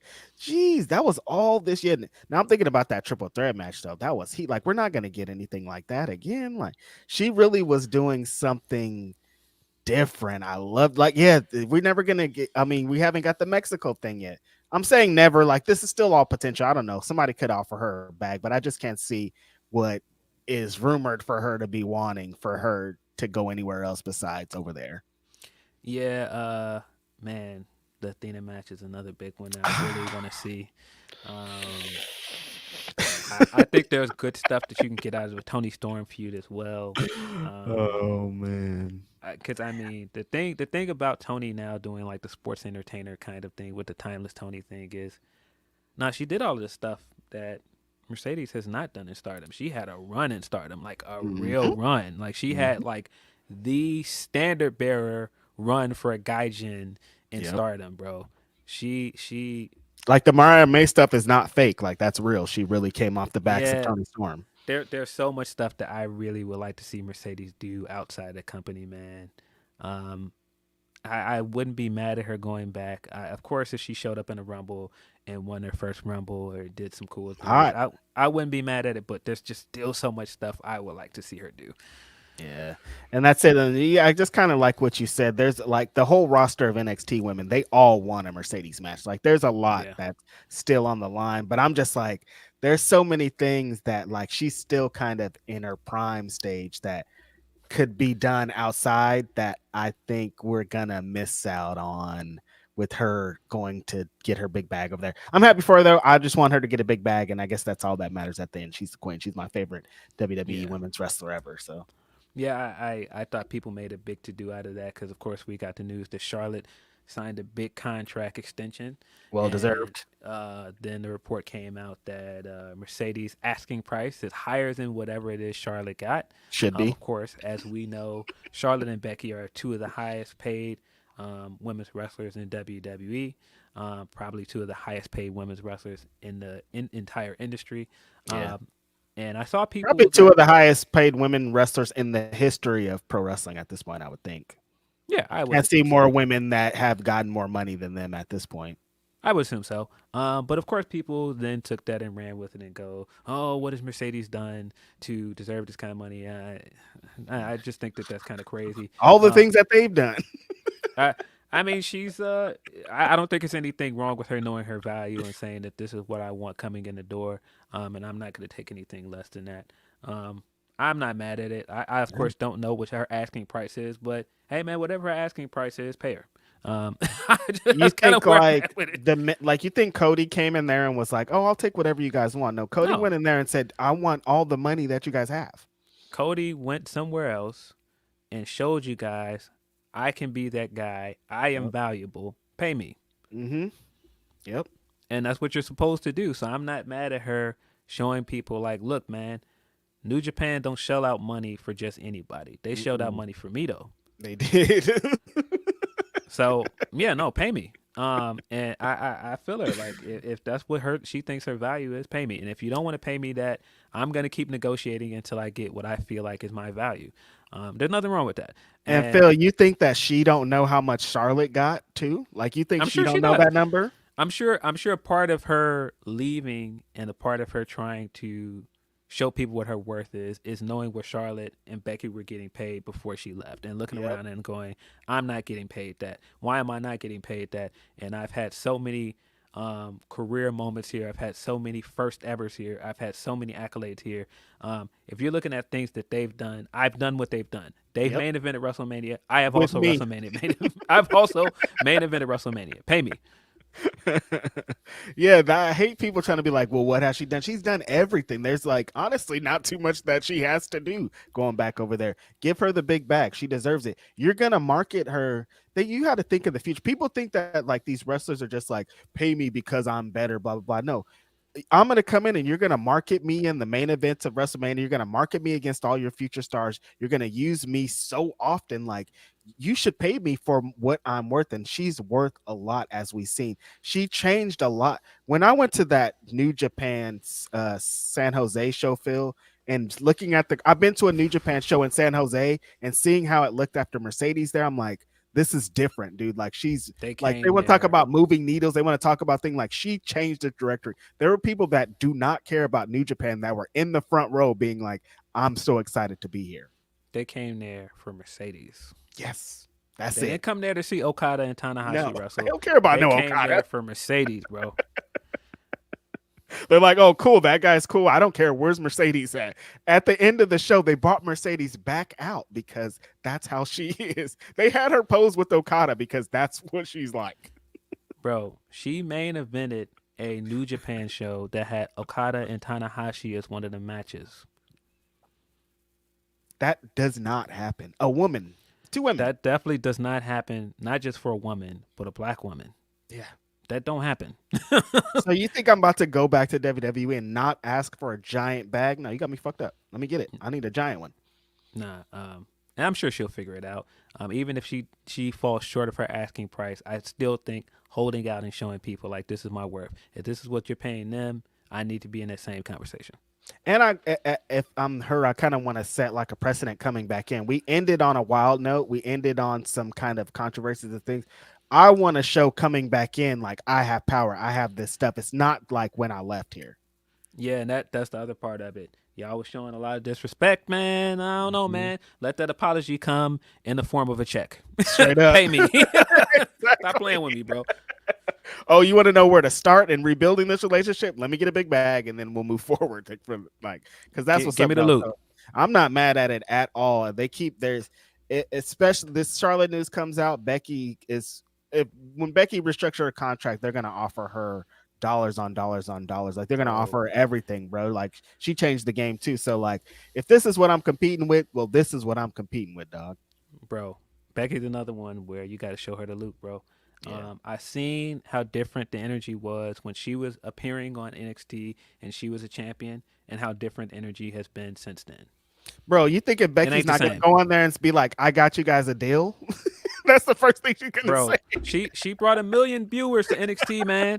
She brought 1,000,000 viewers to NXT, and like I said, that energy ain't been the same since she left, bro. No, The it buzz hasn't. around NXT has not been the same since she left. She's about to come in with a big folder of ratings notes, all kind of stuff. Now y'all got me fucked up. Give me the bag, bro. I got y'all a deal on CW. I want my money. Yeah, nah. I love it. Shout out to these women, man. This, if we were talking about this, if we having the same podcast on 20 years ago, we would not be talking about the women like. And then the women had a 3-minute match, and then it was over. We never heard about them. Now they're getting giant bags like they deserve.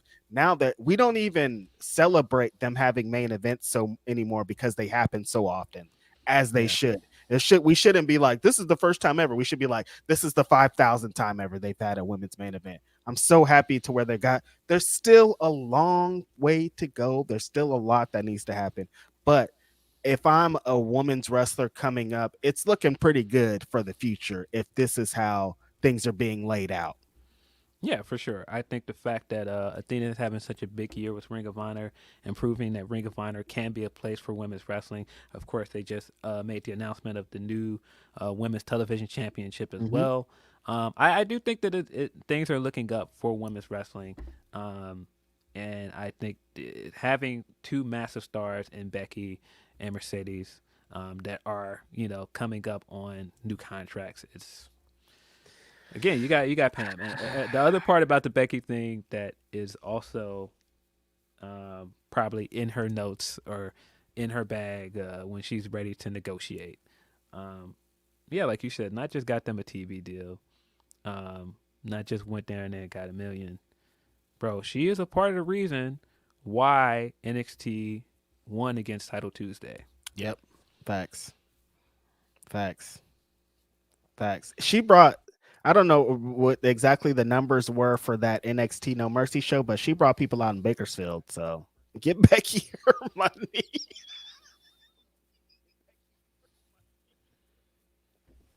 I'm saying, bro. Receipts is receipts.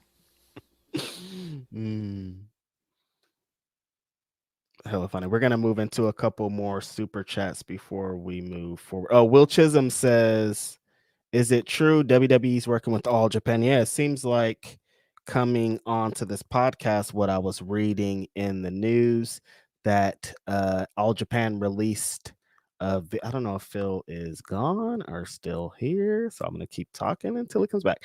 All Japan released a video teasing some things, some holiday things. The meat of it though was that they are working with NXT.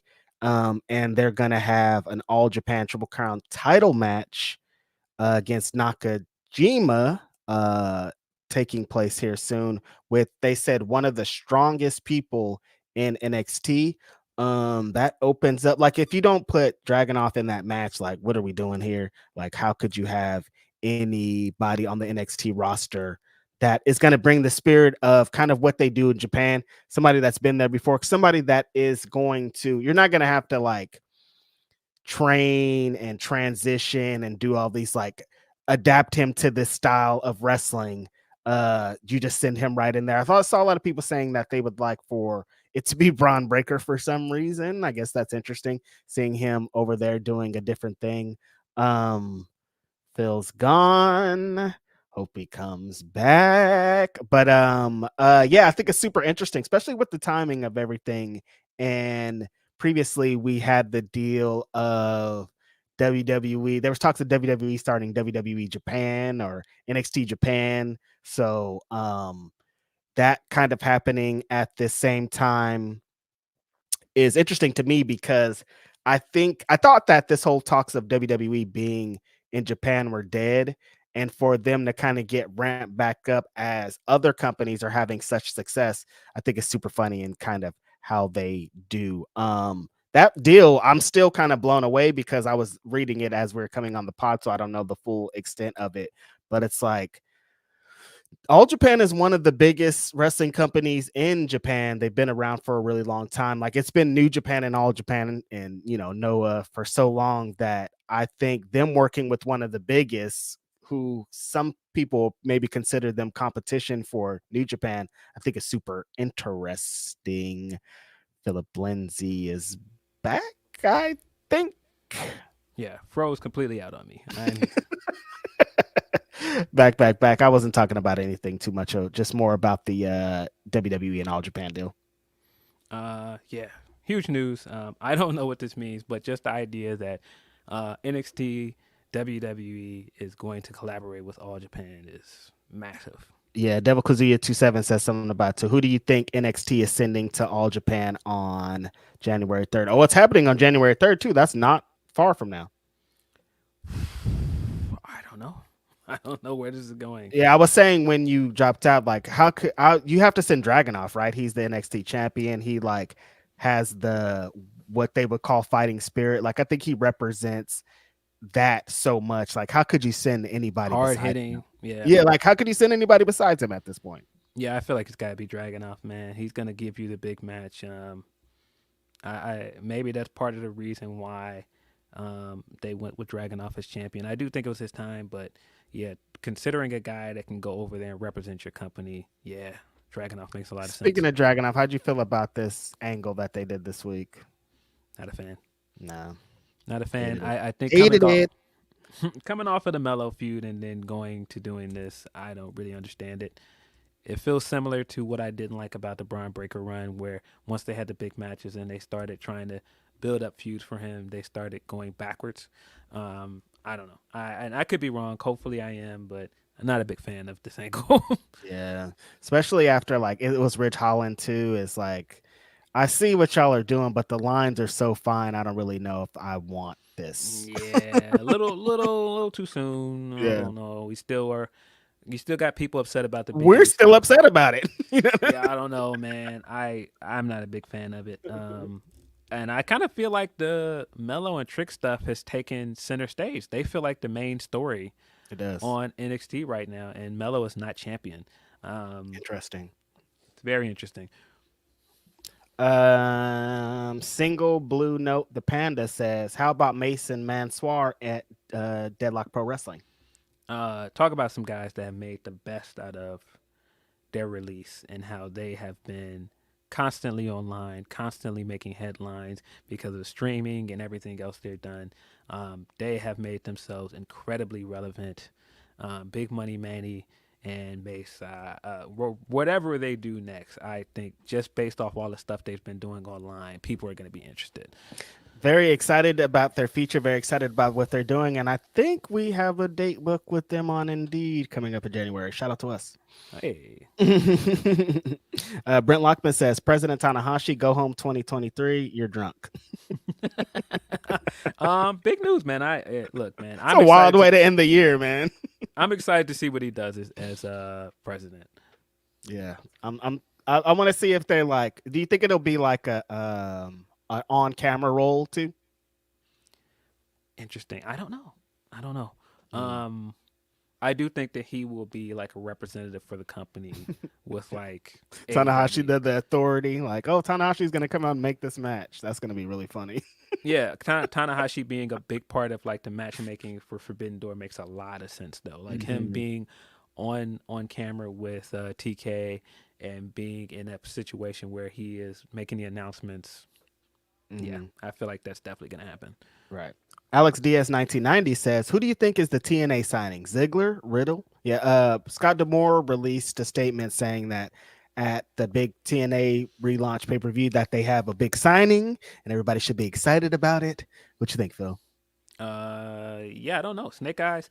I don't think it's gonna be Riddle. I don't know. Maybe it's Mustafa Ali.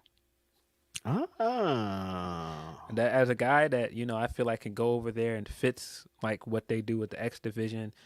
If you wanted me to pick a company where I feel like he can be world champion next year, Impact is definitely a place where I feel like he could be world champion by the end of 2024. I like that a lot. That hits harder for me than both Ziggler and Riddle. I think Ali's gonna do.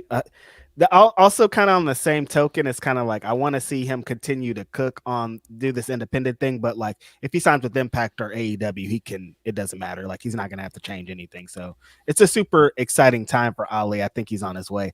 Anybody else in Impact? They just announced Riddle for MLW too. Right. If people have any interest in that, which is also funny. I don't know. I think that with how many names that they've announced so far, that I'm like, who's free that could potentially fill that role? And I'm like, I don't know. Yeah, if it's not Riddle, I don't know. Like, is Ziggler gonna move? I fucks with Ziggler, but is he gonna change the game For TNA? I can see TNA? that. I can see it, but Yeah, he might actually in TNA. yeah, I don't know. Just because, like I said, seeing him in any kind of different system is gonna be such a like culture shock. It's gonna be different. Like we've only seen this guy as a WWE superstar, so seeing him be nicknamed somewhere else is gonna be interesting. I think he could move. Think he could do something over there, slotting him. He's a main event player, no matter what you kind of try to do with him. TNA might be a good move for him. Mm-hmm. Shucky Ducky says, Phil tripping. We say pizza pie and it ain't a pie. All right, look, we're making some more points over here. I have never in my life called pizza pie. Not once. When the movie hits you like a big pizza pie, that's amore. Shout out to Vinny the Massaro. I have never said that in my entire life. Oh, so you're not rolling. But again, cake is not in the title of pizza. Come on, bro.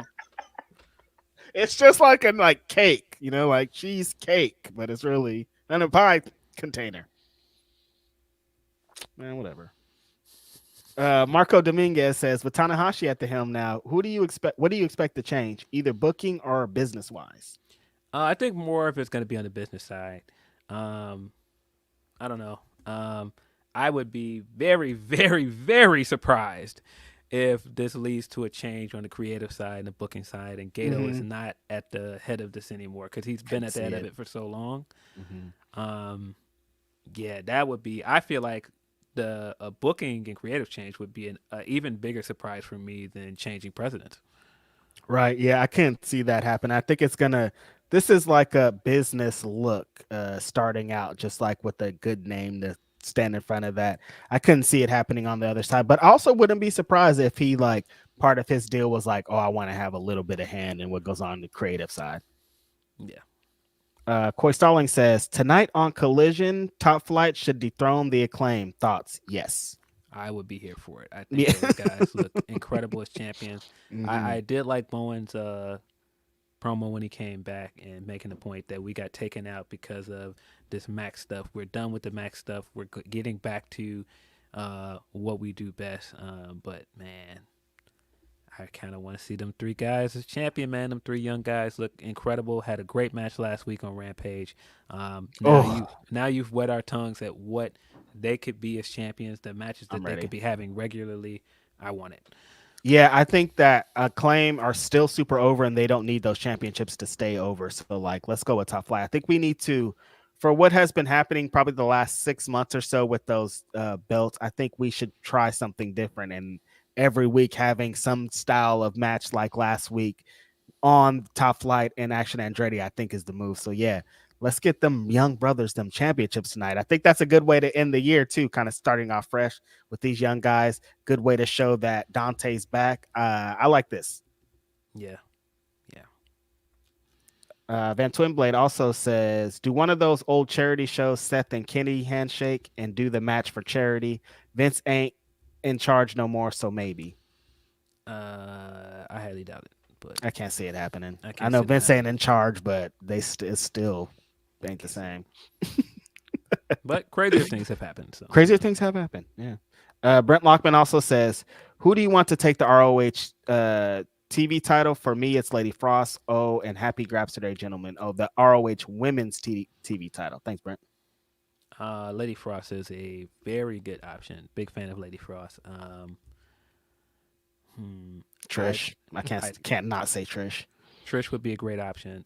If you look at what Samoa Joe just did with the belt, it's like a fighting champion doing like the like the kind of like the shooter style. Layla Hirsch makes a lot of sense. Layla Hirsch makes a lot of sense, especially with how the work that she's been doing specifically on that Ring of Honor show. If they just strapped the belt to her and she continued to do that, it'll build that championship up very strong, and it'll help her improve as a wrestler, because I think with every match and every time that she has a moment, she gets better and better. And this championship, I think, would up it. But they have a lot of women over there, Phil. Like them two, they have Billy Starks, of course, is in the running now that Athena's still the champion. Rachel Ellering's having a great run. Yeah, Lady Frost they mentioned. Willow's still around. I don't know what's going on with that. Like, I think that Taya's now on her way up. I think the roster that they're building of women in the Ring of Honor stage is pretty heavy. I didn't even think about Taya, who is now walking around with Johnny Television. Taya's a big name, veteran. Like, she's Taya, carried championships before. Taya does make a lot of sense as well. They got a lot of really great options. The homegirl, Grapsody, friend of the show, Nyla Rose, was also teasing that she might potentially want to get that belt. So I don't know. I like it. I could see it. I just I saw out of the corner of my eye. Someone asked, "Did we see the Scarface Tiny Desk?" I did. It was amazing. Face Mob is a legend. Seeing him up there, looking good and healthy after the health scare that we got a few years ago. It's very good to see him out and about, still performing, still looking good. Dropped a lot of that weight. Seeing him do the show with legend Mike Dean as well on keyboard, with the band behind him playing guitar. Yeah, very good Tiny Desk. If you have not seen it, highly recommend Scarface on NPR Tiny Desk. You know, Phil, the way that I like to judge legendary figures, the way that I like to judge people in industry wrestling and hip hop wise, is who do the greats say are the greats? Yeah. When the greatest rappers of all time say, who's the best rapper of all time? So many of them say Scarface. Like, so many people are like, Scarface is the greatest of all time. So I've been hearing this for the last 30 years. I remember Mine's playing tricks on me, fucking me up as a youngster. Like, that video was scary as hell. Bushwick Bill came up with the fucked up eye. Life was crazy. But I've been hearing for 30 plus years that Scarface is this guy. I've seen it on display a bunch of times, but seeing it here felt different, man. Him being kind of a conductor, him playing guitar, him rapping, him just being in that moment and absolutely killing it. It's amazing to see. Yeah, I see why everybody is like, oh no, the best rapper ever is Scarface. Like, there's so many debates that going on. Also, kind of along that line, is Cool G Rap. When you ask like the greatest rappers of all time, like who could spit, they're usually like, oh, Cool G Rap is the reason that I'm here. So I always like to pay tribute to that. But yeah, if you haven't seen this Tiny Desk, this and the Juvenile is like, this is how Southern legends do this shit at a high level. So dope.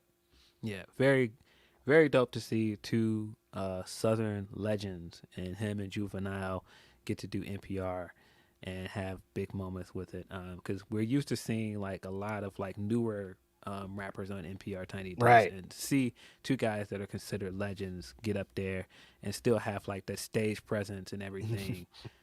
Yeah, it's just really good to see. Shout out to Face Mob. So awesome. Yeah, and then like you said, he looks great like that. It's scary, man. Our hip hop legends are falling and all this kind of crazy stuff. So for a while it felt scary for him. So to see him healthy and doing the show was awesome. Yeah, watching him on Drink Champs, and Nori was giving him his flowers and basically acting like this man was gonna die. It was making me sad. I'm like, bro, he's not going nowhere. He's still here. It's like, cut it out. Stop scaring us, man. He's not going nowhere. He's still here. Let this man still enjoy his life. He's out playing golf. He's out doing a bunch of different things. Come on, man. Let hip hop guys grow old, man. Please, man. We get over 50 and everybody just like, damn, this is it. This is the final year. So it's like, wait a second. I think we're still outside. But yeah, shout out to Face Mob. If you haven't seen that, definitely watch it. Broadway Joe says, talent moving. Becky and Drew debut at All In. Seth debuts a week later at All Out would be ideal. I'm all aboard the Ricky Starks to WWE train. Yeah, it feels like Ricky's one of those guys that could make that jump from AEW to WWE for sure. Biggest one of that crossover from AEW to WWE is number one on the list for me is Ricky Starks, because Yeah. he feels like from off rip, he's always felt like that was the goal. Nothing against anybody in this situation, but he's always felt like a WWE wrestler. And I felt like when Cody left, I was like, it's only a matter of time before Starks is over there too. What'd you think about Cody's quote this week of him saying he can't wait to see MJF in WWE? He's definitely a guy that I could see in terms of his character stuff and everything being in WWE. I know people are going to go, well, he's not going to be able to do some of his more abrasive and his more like edgy stuff with WWE. But this year, watching him do more of the sports entertainment stuff, I could absolutely see it. No, I'm like, I don't know if that's going to matter at this point with how he is. It looks like he's going in more into the sports entertainment stuff than the edgy stuff anyways. Like, it's more like if you do a scale, a pie chart of edgy shit and sports entertainment shit, the sports entertainment shit is super heavy this year. I could definitely see MJF being over there. It's just funny that Cody said it out loud more than anything, and it's like, all right, man. But what should he say? Like, he's championed MJF for so long. It doesn't Cody like, guy of course, from the beginning. Yeah, so I could see him being like, I'm sure he's like, he's talked to him more than once about being there. Of course, he has brought up the Regal stuff and wanting to be over there at one point, which our guy Swerve very cleverly threw in his face in that promo of him going, man, you didn't get that email back, and that turns you into this whiny champion now. I don't get tryouts, I get signings, bro. As somebody that hasn't been the biggest fan of some of the Max stuff, the in-ring stuff this week with the devil stuff wasn't really for me. But that backstage segment was so good. This is 2 weeks in a row where I feel like he's had backstage segments with somebody. Last time it was Hangman, this time it was Swerve. Man, buddy, this very much made me feel like, again, if Joe does not beat him, and I think that Joe will beat him, Swerve should be the guy that beats Max, man. Yeah. If you needed more evidence, look at this segment. Man, this was fire, man. Yeah, this segment I thought was one of the strongest things on the whole show. The Max thing, the in-ring thing kind of left a sour taste in my mouth. I'm like, they're doing like the people are bringing up like WWE 2K cut scenes. I'm like, they're doing WWE 2K cut scenes angles over here. It seems kind of weird.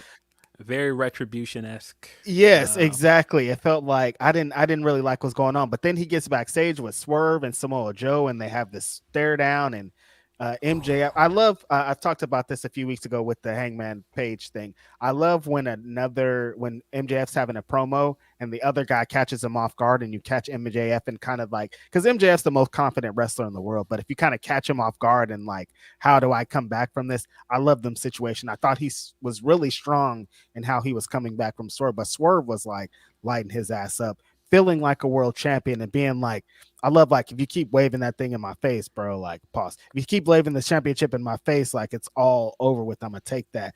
But I really also love that the role that Samoa Joe played of, like, that little stare down that him and Swerve at the end was like, man, they just teased so many things in this moment. That's, like, it's crazy how sometimes Max will do a 30-minute in-ring promo segment, and then this 4 or 5 minutes does so much more than the 30-minute promo segment does, of just like, oh no, this feels real. These are two wrestlers talking to each other, talking shit, whatever, about to fight for this championship. Feels like a lot, man. It feels like every time there's a new Swerve scene, Phil, like, it's more undeniable, and this felt like another undeniable thing. Yeah, I feel like the best thing about the backstage segments with Max is that they feel more in line with why people started liking Max to begin with, right? Because he's doing the more like on the nose promos. It's not as much of the call and response. It's not as much of the stick and like sports entertainment stuff that he's doing now. It's just Max cutting raw promos. Right. I think that stuff has been a ton better than what he's doing with the devil stuff. But yeah, no. Damn, that's kind of funny. You brought up a like interesting thing. I'm like, oh, it's because he's not in front of the crowd. There's nobody to throw him off. It's just us, the crowd. I can't. Somebody can't say something and then get me off of this promo. Like, it's all just right here. Well, I don't even think it's that the crowd is throwing him off because the crowd has been very much on his side. I'm saying throwing off even in a good way. Like even if like it inspires something else. Like no, this promo is just about Swerve and I. It's not about any extracurriculars. I don't think that it's not. I don't think that it's distracting, but I do think that he's fallen so much into the shtick. And when he's in front of the crowd, he it's always the call and response stuff on the level is the devil and all the stuff that we see all the time. But I just feel like these backstage promos have just been much better. Swerve coming out the gate and saying, "Yeah, haven't seen you, man. You've been dodging me." Mm-hmm. And I think that's, again, the stuff that works about those backstage segments is those things are referencing things that fans want to see, fans want to hear. Yep. And, yeah, I think we got some great one-liners from both guys in that segment. I've said more than once, Swerve's ready, man. Strap this guy up. Listen, I did like that a lot of him being like, I've been in AEW for this long, but I haven't saw you. Like, what's up with that? And that's how people really think. They're like, well, how come he hasn't interacted with this person? How come he hasn't interacted with this person?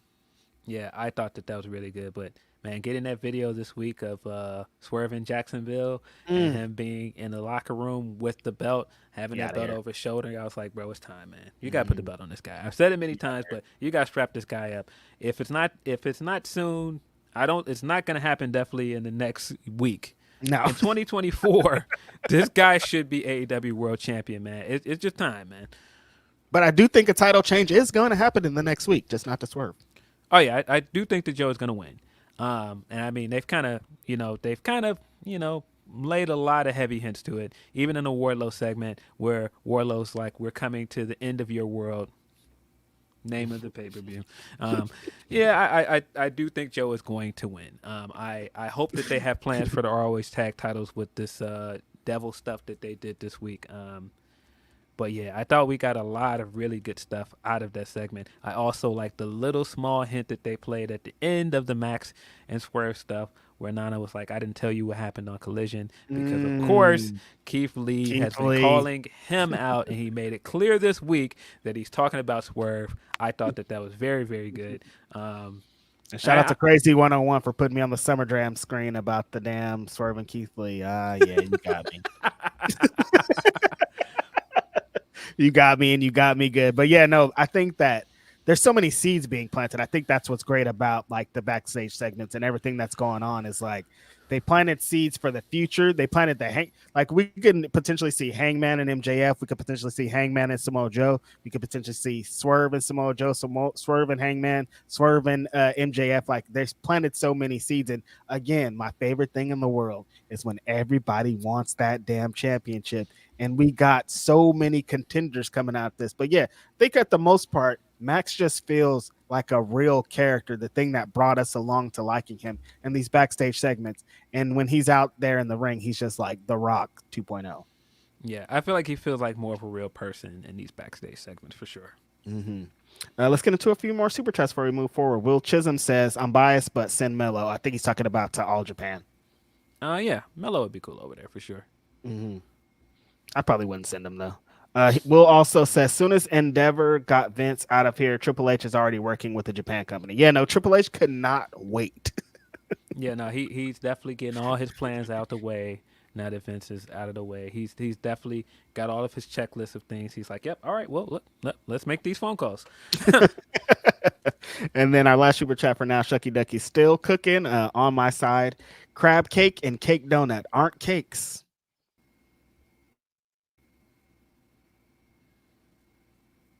I don't know. Cake donut ends with donut. We know what a donut is. Like it is a cake is a descriptor for donut. It's not cheese is a descriptor for the cake. Like it's not. I don't know, man.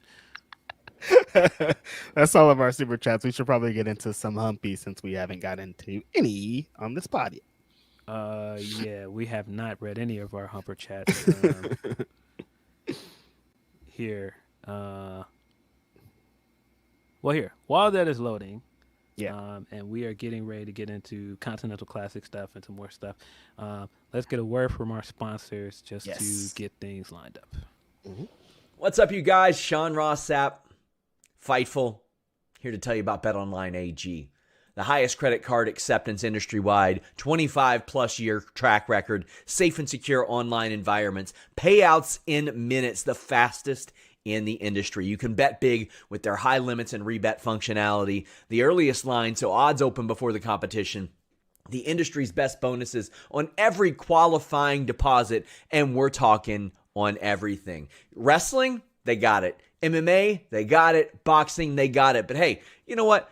I know we're Fightful. We don't just live for that. Football, basketball, baseball, hockey, racing, esports, anything you can think of. Not only that, this is exclusively where Fightful gets our lines from. If you hear us talking about lines on a prediction show or on our post shows, it is always from BetOnline AG.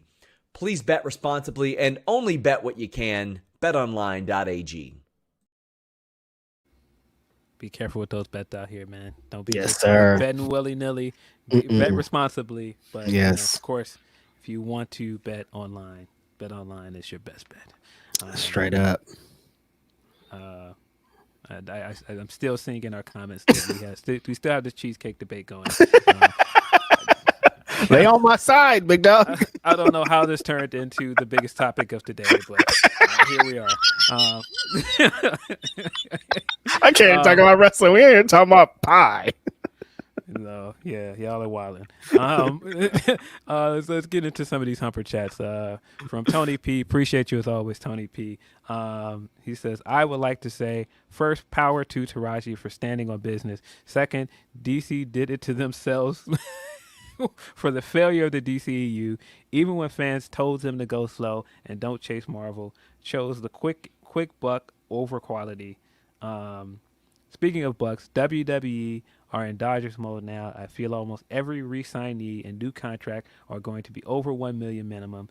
This has me thinking how much Becky will be asking for, and if Mercedes will be asking for the same or more, she is worth it. Yeah, we talked a bit about the free agency. I do feel like WWE, with the big bag from the Endeavor deal and everything, they are definitely trying to get all their ducks in a row, and they're definitely going to make sure they get everybody that they want to still be there on contract extensions probably before their contract is up. We just heard that they're already possibly negotiating to get Cody on an extension. So yeah, I think there's going to be less and less of an arms race for some guys that they really want to stay. Right. Yeah. They're moving very differently than they have been the last couple of years. It kind of was like they would not let a contract run out, but it would get a lot closer to like what was going to be the end of it. And now they're not taking those chances. Like if we are in those stages, we're about to talk about it now, we're going to get you way before we even need to get to the point of you talking to somebody else so we can lock down all our superstars for the future. Just goes to show with the healthy wrestling landscape that this how it could be, because at the end of the day, all these wrestlers are going to get paid now because they want to, keep them around. Yeah, my mistake, I am seeing now that people are saying that Dave Miggity Meltz has reported that Cody has re-signed already. Oh, really? He signed a new WWE contract in October. That makes a lot of sense, but smart. That also lends to my belief that he's probably going to win at WrestleMania. I don't see how you re-sign this guy. And then that's the incentive. You have this guy lose in April. That would be insane. That'd be crazy. But yeah, I mean, they had him lose in April this time, so yeah, you just never know. I feel like you're not going to have. You possibly have two guys coming from AEW main eventing WrestleMania next year, and Punk and Cody. I feel like one of those guys is going to lose, and I feel like it's going to be Punk. It's going to be Punk, definitely. Yeah. So I feel like Cody's going to kind of win.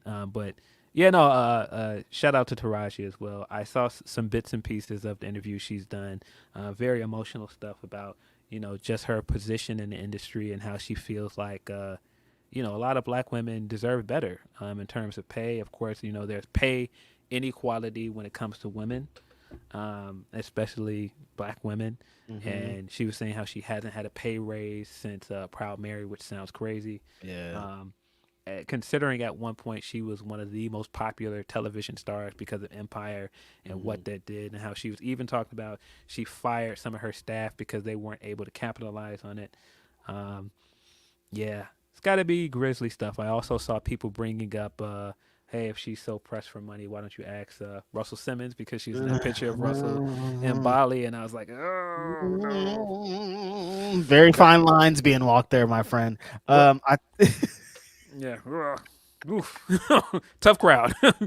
Tough crap, but yeah, it feels like the thing that really gets me about the whole situation, Phil, is Taraji's one of the, when they look at like black actresses, she's like Yeah, who on the people tippy strive top. to be. Yeah. And then she's like, no, I'm still not, I haven't gotten a raise since Proud Mary. Like, what are you even talking about? And so for her to be one of the glaring examples of success in the black women actress space and to not be getting caked up. And then you hear other stories from Issa and Jennifer Lewis and all these people saying that, yeah, it is fucked up like this. It's so unfortunate, man, Sad. because they are the leaders of our industry and they need to be compensated for it.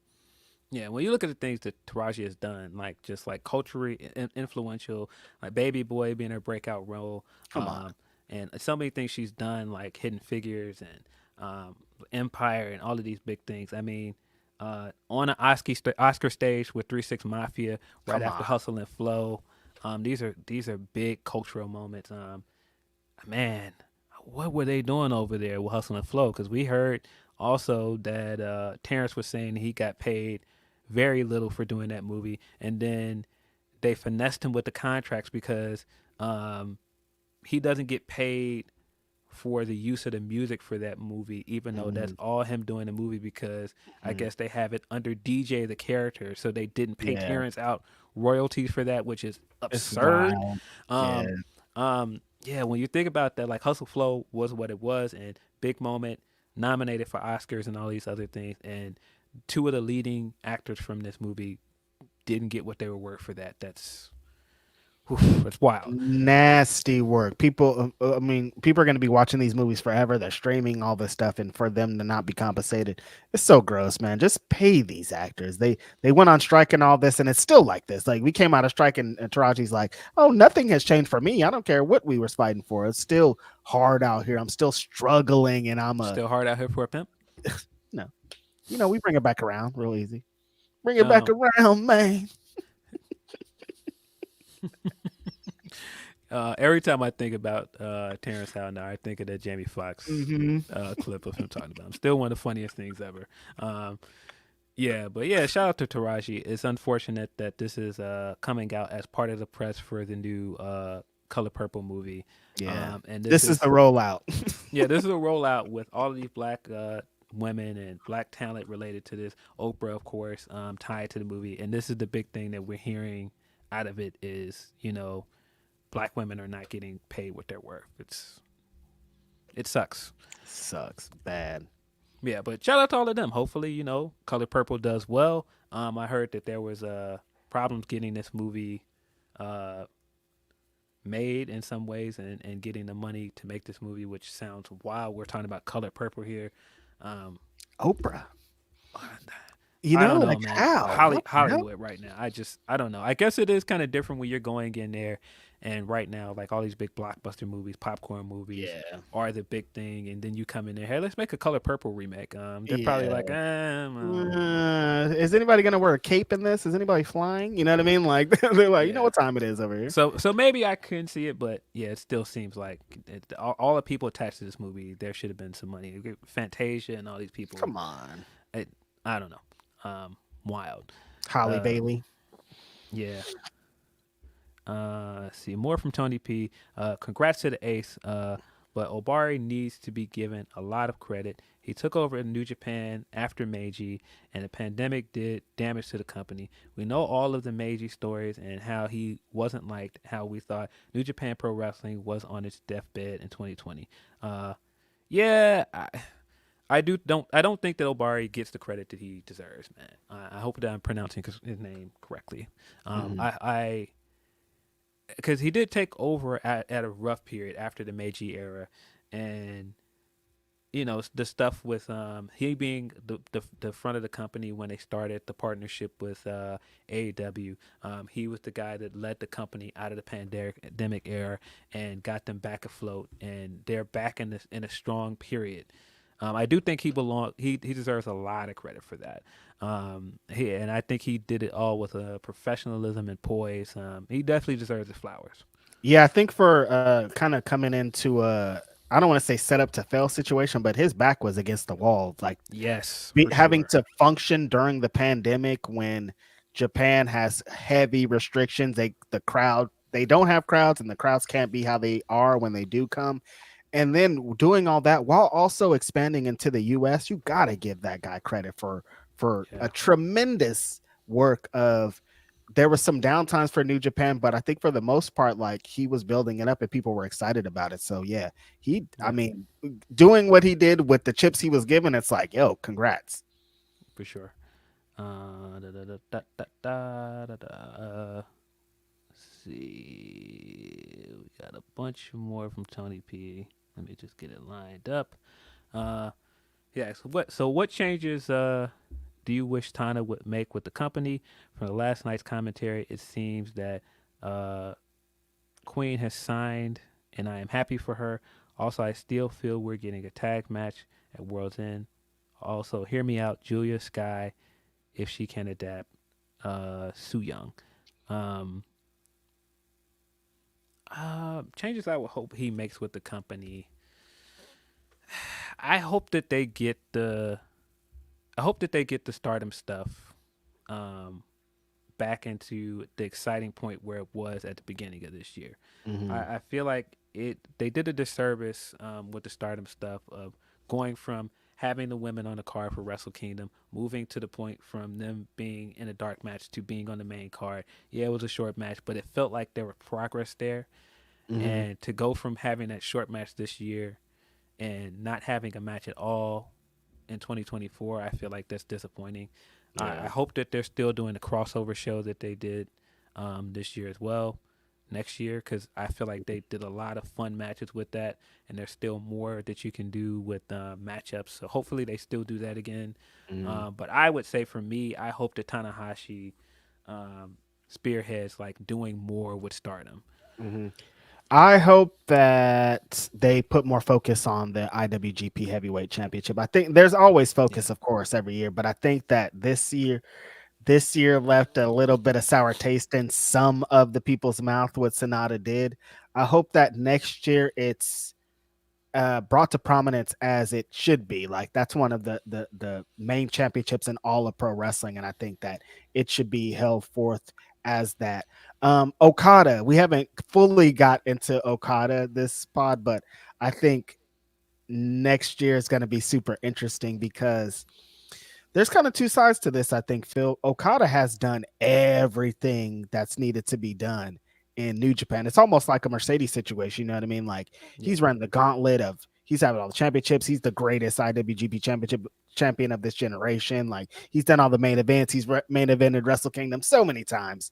But it's still like if he stays, there's still so much for him to do. He's still Okada. There's still a bunch of feuds. You could get him back into the world title contention and still be good. Like there's all this stuff I think for him to do, but like on the other end, it's like, well, what if Okada left New Japan? What would that look like? Yeah, I definitely feel like they got to finalize the Okada stuff. Um, yeah, I would like to see him sign like a big Gaijin talent. I feel like AEW has changed the landscape for that Mm-hmm. because we haven't seen anybody go over there and be the big guy. Who's gonna fill those shoes now? Because the two big Gaijin guys were uh, either Jay or Will Ospreay now. Now Mm-hmm. both of them are leaving. I feel like they've got to sign someone big from the U.S. to fill those shoes. Yeah, I don't feel like any of the ones, no disrespect to any of the guys there, but I don't think like Finley or LP or any of those guys could represent the role like Osprey or Jay White did. Yeah, then you had Kenny Omega before that. Those are big Kidding. shoes to fill. Huge. Um, yeah, Who could it be? Do you have any idea? I don't know because like I said, AEW has changed the game, man. It's not like it was before where, other guys that want to wrestle that style of wrestling can go there. Now you have an alternative in US. You don't have to move out of states to go there. Yeah, I don't know. Yeah. I of course selfishly would love to see the IC title come back. I would love to see the white belt come back. But if they make the global championship that they're starting at New Japan Wrestle Kingdom, the new big belt, I wouldn't be mad at that either. I just selfishly want the IC title back. Yeah, I think it just done so much, especially for like the kind of what we represented, the time that Nakamura and all them, that time is so strong for us that we just always kind of want to bring those vibes back. So, but hopefully this new belt kind of represents those same vibes. Yeah. Let's see. More from Tony. He says, wrestling skills excluded, what current over NXT character act could you see not possibly getting over or won't translate well to the main roster as it's currently presented if they get called up? Also, before I forget, Merry Christmas to Reg and Phil. You won Petty of the Week along with Denise and Crazy 101. Reg, Crazy, and Denise put out the receipts for the world to see.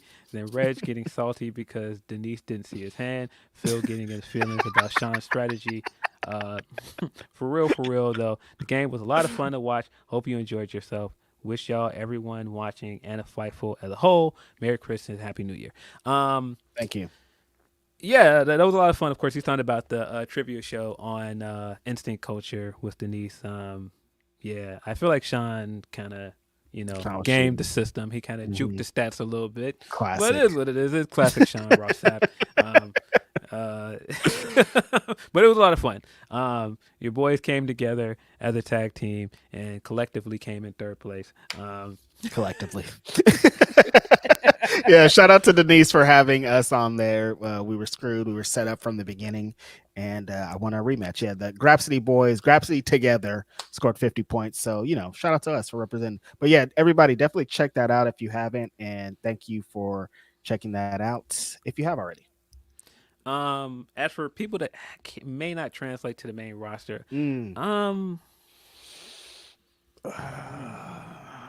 I don't know if they've done enough to flesh out Roxanne's character. Like, if she moved up today, I don't know if she would hit the same as somebody like Tiffany Stratton, because I feel like they've done more of the work to establish what Tiffany's character is. Like, there's no doubt that Roxanne can come up and have the great matches. But it kind of feels like a similar Bayley thing where she might come up and people might just not get it. Yeah, she can have the matches and people will like her, but I don't think that she'll be like the home run that somebody like Tiffany Stratton would be right away. Agreed. I feel like the women's division in NXT, they're going to transition a lot better to the main roster than the men for some reason. I don't know why. Do you think they're going to take over Braun in this current form, or they're going to try to lean more into the Steiner Bros thing when he gets up to the main roster? I feel like they're probably going to play up the Steiner stuff more when he comes up to the main roster. I mean, they played up the Steiner stuff a lot at the start of NXT 2.0 and at the beginning of his title run. So I can see them absolutely playing into it when he moves up. Yeah, I can see it too. I think that's kind of the move and what should happen here. As far as anybody else, I think that they have gotten to a position that their transitions have become a lot stronger. Like, I don't think there's anything that's like they're going to totally switch up this character when they move to the main roster. Like, they're doing exactly what NXT should have been from the beginning. Like, we build them up over here and then we just move them right on and as this character, because that's what people grew to love. Yeah. I mean, I think speaking of which, I think they've done a great job with moving like Pretty Deadly up and just what they've done with the tag division in general. I think the tag division is showing a lot of promise right now with WWE, because for a minute it was looking like slim pickings, but right now you're building a pretty strong tag division with Pretty Deadly coming up and doing well. Creeds are doing very well. They just main event at Raw. They're growing popular really fast, and they have not been on Raw that long, but that speaks to what you said about how well some of these guys are transitioning. I think it's a good sign. Pretty Deadly, of course, attacked Butch after a fire match with Dragon Lee. If you did not see that match, man, go out of your way to watch that North American title match from last night on SmackDown. Fire, man. That counter that he got out of the bitter end, man. Dragon Lee's one of them ones, bro. Dragon Lee is on fire right now. The lines are a little bit blurry for NXT in the main roster with like guys like him, with guys like Dom have kind of been over there. I'm loving the run that Dragon Lee's been on again, because I think you get worried when they bring over luchadors. Like a lot of times they like to pull their mask off. A lot of times they like to change everything about them, but they let Dragon Lee be 100% Dragon Lee. And I think it's paying off well for him. Yeah, but of course, after the Dragon Lee match, Butch was a little bit dejected. He got confronted by Pretty Deadly backstage. That he got into a scuffle with them, and that led to Aldis setting up a match for next week with him picking a partner of his choice to go up against them. Of course, he is on the out with Rich Holland, former Brawling Bruce partner, which makes me believe Tyler Bate may be coming up to be his partner. I feel like they have been setting up Tyler Bate to come up for a while. He's definitely been on NXT for way too long. This guy's got to come up soon. And I feel like bringing him up and doing the British strong style stuff with Butch makes a lot of sense. Man, call this guy Pete Dunne again. Just call this guy Pete Dunne again. Bring up Tyler Bate. Restore the feeling, man. Come on, bro. I hope that's what's attached to Tyler Bate coming up, of him being back to being Pete Dunne, because this Butch shit is still not. Okay. I hope like, so. I'm honestly, this is gonna sound crazy. I've gotten used to Gunther even. Like, I'm not even mad about the Gunther works at this point, but Butch I don't like it now. But yeah, if that's where we're leading, that's another tag team on the board with British strong style possibly. You've got Humberto and Angel Garza on TV, which I was super excited for, man, because Angel Garza is one of those guys that I just never really understood why they didn't have more from him on the main roster. I don't get it. Yeah, he just feels like he has everything that they want. He's a good talker. He's got a great look, great wrestler. It just feels like if you're looking for like that next Mexican star from NXT, I felt like he was the one, man. And this is honestly the best move that they make, though, because I felt like that about all three of these guys, like Humberto too. Like, I think that all three of them are stars. So putting them together, I think, is actually a great move, because like, here's the future of Mexican wrestling in the WWE. Might as well put the heels together and let them cook. Yeah, I think that those three make more sense than putting Escobar back with the other guys that he had with in NXT. Like, no knock on those guys, but I feel like there's more that you can get out of bringing Humberto and Garza up and adding them to the heel faction. Of course, Escobar won his U.S. tournament match against Bobby because they stepped in. Seems like not only are they finishing up and setting up stuff for them to do with LWO, now you're giving them another 3-man to go up against, and Lashley and Street Profits. So again, tag team wrestling is working. We've got the tease for AOP as well as a part of the Karrion Kross segment. Am I excited at the idea of them possibly being attached to Karrion Kross? Not so much, but very much excited for AOP to come back, because they didn't get the run I felt like they should have gotten on the main roster. And again, another tag team. You've built up so many guys now that can challenge for those belts. Put up those belts and get it cooking, man. Like, you've now built up so many guys on SmackDown in particular that can challenge for those belts. You've got guys on Raw with the Creeds, like I said earlier. You still have Alpha Academy on Raw. You still got DIY.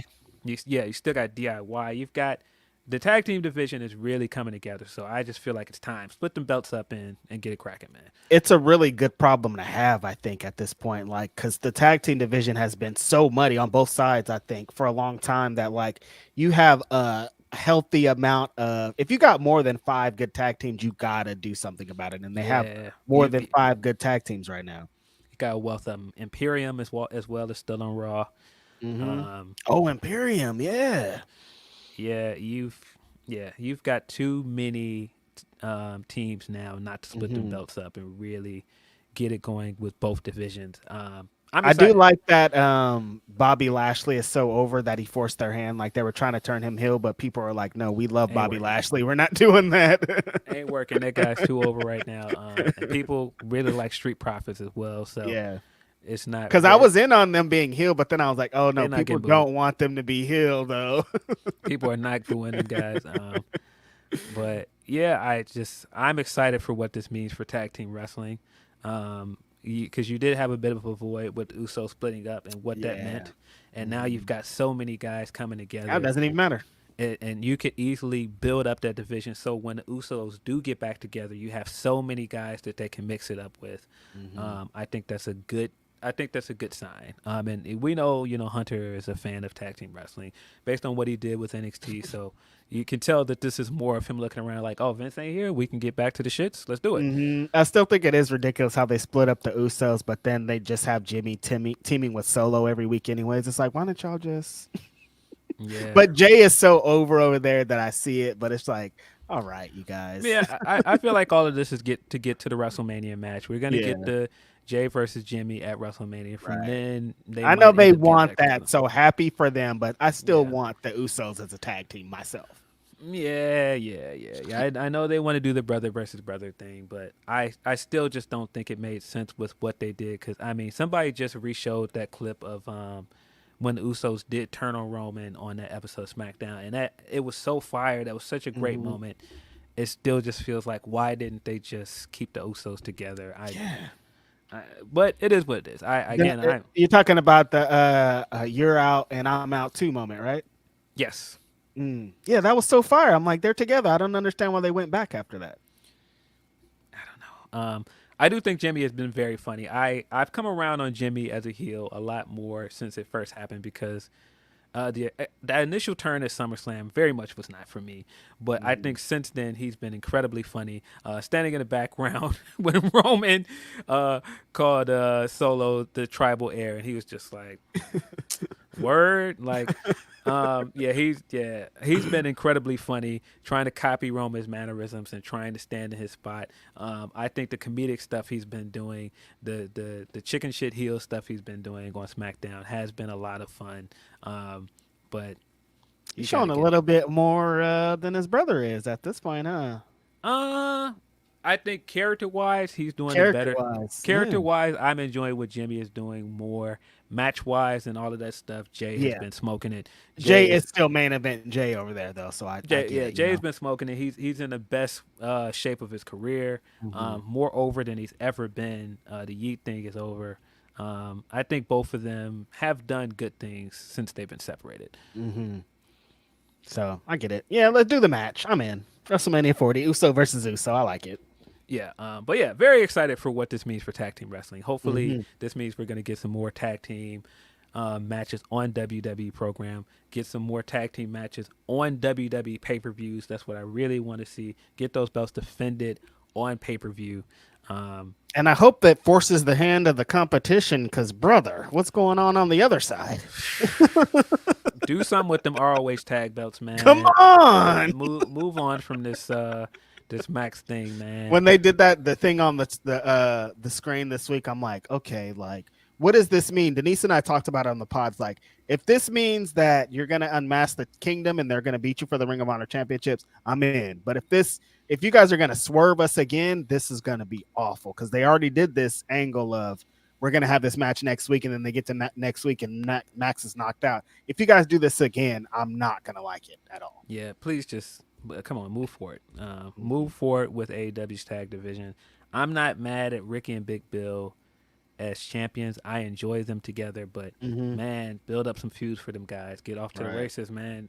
Whatever you're gonna do with Jericho now that Omega's hurt, figure it out and move forward, man. Get Young Bucks back on TV. Come on, I don't want to say it, but really it is. Get back to the shits with the Bucks. That's where I was leading to. I really want to see, man. Bring the fucking Young Bucks on TV. They're a tag team. Put them in the tag team division and let's go for it. No, but you got promising things on that side. Hopefully, Mark Quinn will be back soon and we can get Private Party back on TV and cooking. We got Men of the Year back together. Men of the Year. I think that's good, but yeah, you just got to get back to pushing the tag division where it was, man. I think that is another one of the unfortunate things that happened with Jay White. And of course, unfortunately, Juice had the injury as well, but man, just think about just how popular Juice was earlier in this year, man. And nobody's talking about him at all right now. Nobody's talking about the guns like they were. The guns was hot, man. And it's just like 2 out of 3 ain't bad. It just feels like they made Austin and Colton. I just feel like they made a mistake with that. I feel like Guns should have been should have been tag champions by now. I feel like they should have beaten Max for the Ring of Honor tag champions. They should at have. Full Gear. Yeah, but it is what it is. Yeah. Yeah. I think that there's some promise though on more on the WWE side. It's looking like at this moment, which sounds crazy. So I think that next year with some injury, some people coming back from injury, some tag teams reforming, some restructuring, I think AEW's on its way. But yeah, WWE's got to split them up, and they got to continue to focus on those women's tag team championships too. Them things have been in the ringer. We got some new champions this week on Raw. So shout out to Katana and Casey on their win. I think they are some talented women wrestlers there.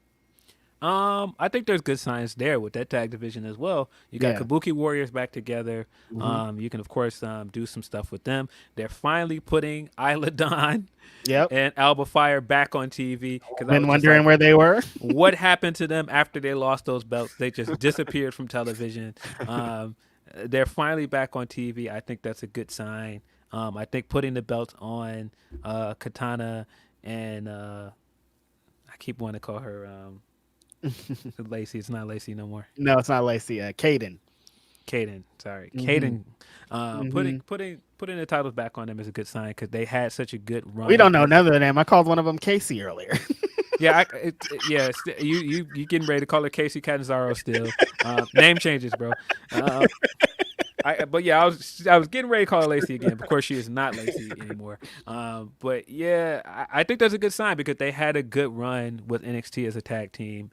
And it seems like they're going back to not just putting tag teams together for the division, actually going with teams that have history, because you have Kabuki Warriors that have history. You have Stop breaking up the tag teams that are established to make a not established tag team. It just never makes sense to me. Yeah, I agree.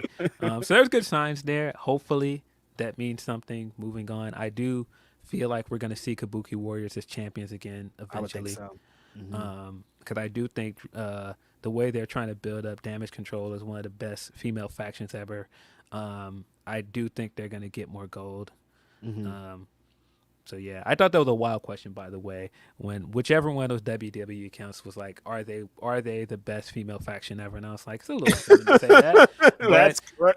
But I mean, when you look at it, how many are there? Women factions has WWE had? Yeah. If that's the game we're playing, sure, but all right. Yeah. That's a reach, but you got it. You can reach. It'll reach. It'll make it. Nah.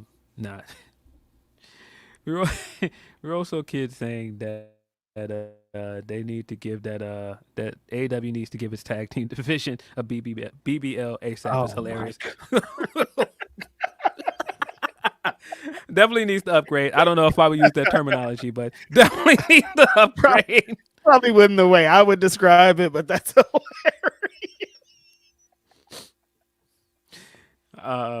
Yeah. Damn. Think we've got some more Humper chats as well. My screen just went blank on me, so I'm waiting for it to come back up. From Bizarro Bugel, he says, "Sup, fellas? Phil the LeBron humbler and Reg the third biggest hater in wrestling ahead of Stokely for his Danhausen slander. Love these spot food matches and Ring of Honor lately.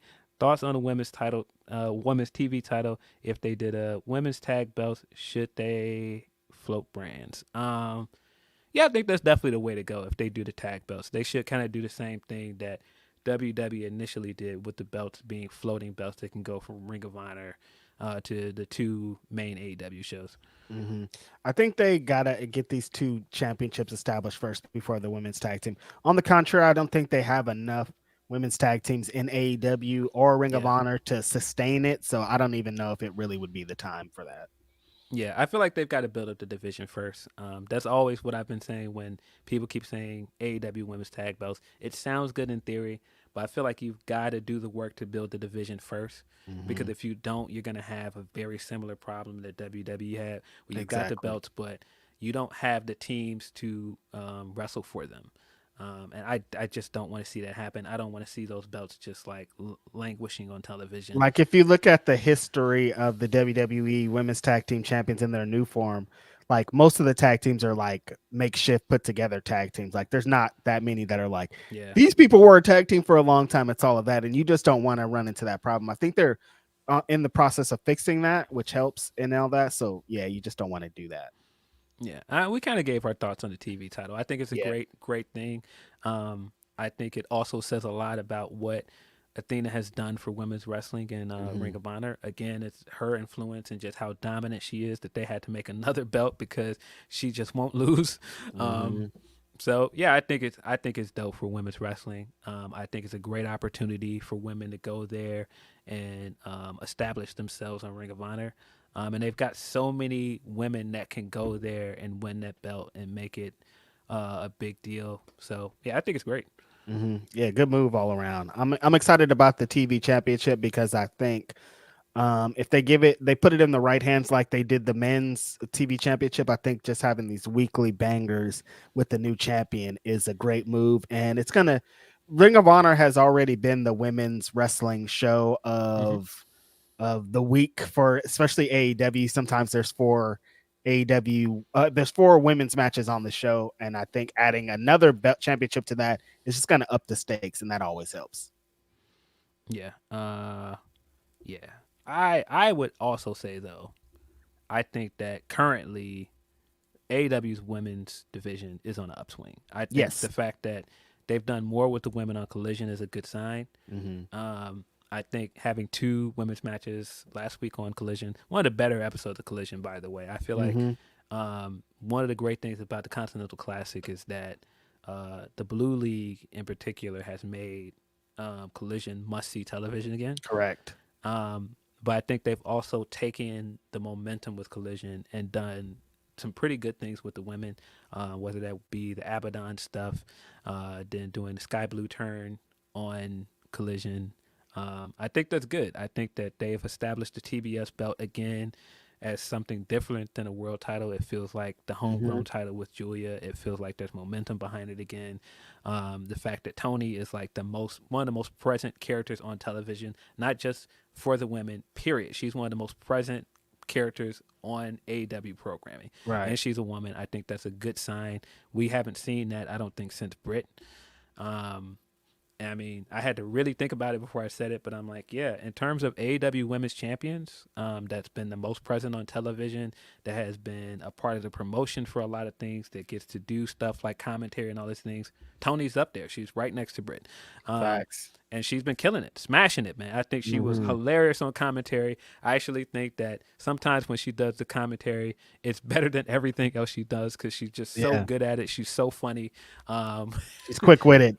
When she got on and was like, hey man, you're one of my favorite landlord's tasks because I hear they call you the human duplex machine.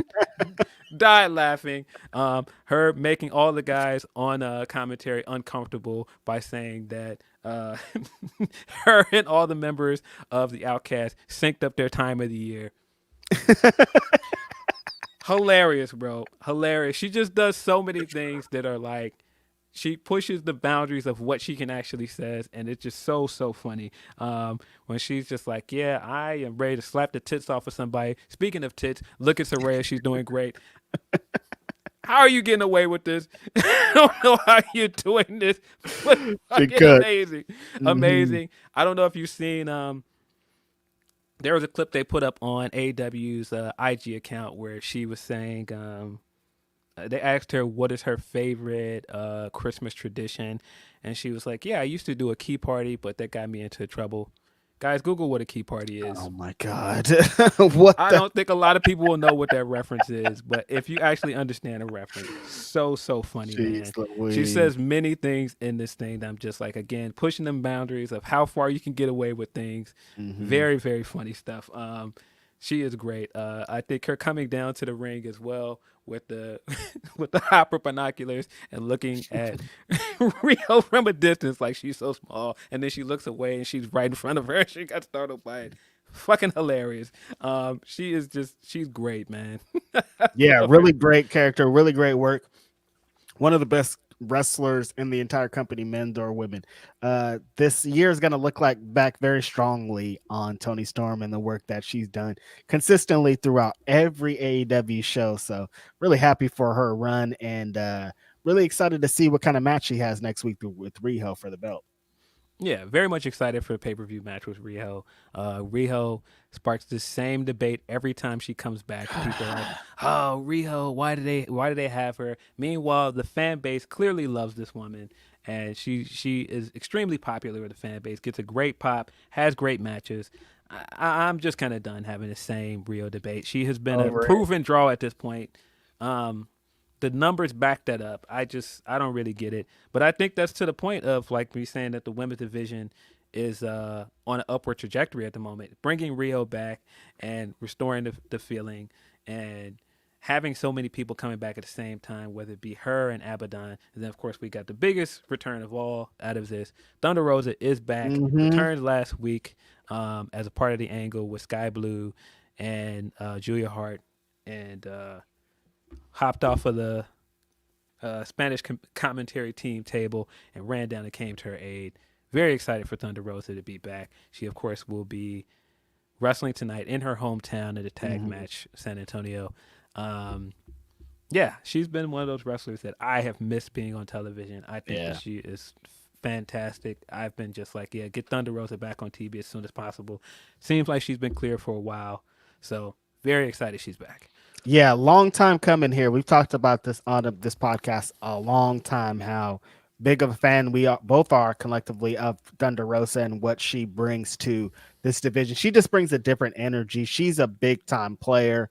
Like her matches, her angles, just her presence I think is so important. It was really great to see her back. They said something about 500 days she was out, and like the mental anguish that took on her body, her mind, like just having to sit back and be slandered on TV and everything that she kind of took and just had to like sit back and relax and take and still be on commentary and still do all that. Very commendable. But most importantly, we want to see Thunder Rosa in a ring doing her thing. I love that she was on this week, Busted Open, talking about kind of her journey back, talking about still wanting to represent for women's wrestling. Like number one priority on Thunder Rosa's list is getting women's wrestling to the prominence that it deserves to be at. She's still going to be that mentor. She's still going to do all the things that she was previously doing. That's why, again, she's such an important figure in this space and why I'm so happy that she's back. Yeah. How quickly people forget just what she did for this company with women's wrestling. A slew of wrestlers that came and wrestled on Dark were from her promotion, Mission Pro. Yep. What she did with Britt to get women main events that year, what that feud did for the division. Yep. I think she deserves a lot of credit for that. I wish her title run would have gone better. I wish that the company would have handled her better as champion, but she did have some fire matches that year as champion. I think people forget that part as well. Her match with Serena Deeb at Double or Nothing was one of my favorite women's matches that year. Yep. It doesn't seem like she's been gone that long. 500 days is crazy. Long time. It's a really long time. But yeah, I'm very excited to see what she does now. I still think it's very funny that she's on Collision over there on the Troublemaker show. I don't know if you watch her vlog, but not only has she talked on a vlog about her journey of coming back and just the issues with her back, which has been fascinating to watch, and just like all of those people that thought she wasn't really injured, like I think that they look foolish now because everything that she went through with her back and how she was very candid about it. I think that says a lot. But one of the funniest things from her vlog is she there's a point from, I can't remember which week it is, but she's walking through an airport and she was like, I don't know if you guys have seen this, but it's clobbering time somewhere, man. And so she was like clearly responding to the Punk return, but not actually saying his name or going in depth about it. And it just shows again that she's one of those Collision folks that very much like Punk. It's just everything about Collision is just so funny to me. Collision, though, again, for me, it's back to being the best AEW show. I feel like having the straightforward matches, Brian's been killing it over there in his Continental Classic matches. Brody's been smashing it over there. I'm even enjoying the House of Black stuff they're doing with FDR at the moment. We got a fantastic women's tag team street fight as well last week. Willow and Statlander, I feel like, did really well. It's really good to see Mercedes and Diamante on TV again in a big way. But that speaks again to what I said about how the women's division has been very much on an upswing lately because they've been doing more with them. I just want to see more, man. Just keep doing more character stuff with the women. Keep giving them more storylines. Keep giving them big things like this tag match. And speaking of Collision, last week was a very great episode of Collision. We mentioned the Brian. Shout out to my homie Brian Keith for getting a shot at Orange Cassidy. Yes. And double shout out to the homeboy Nigel McGuinness for mentioning that Brian Keith was number 1 on the BW 500. Yeah, I did see that. You saw that? I did. I seen it. You heard that? I did. I seen it and heard it. Interesting. Very interesting.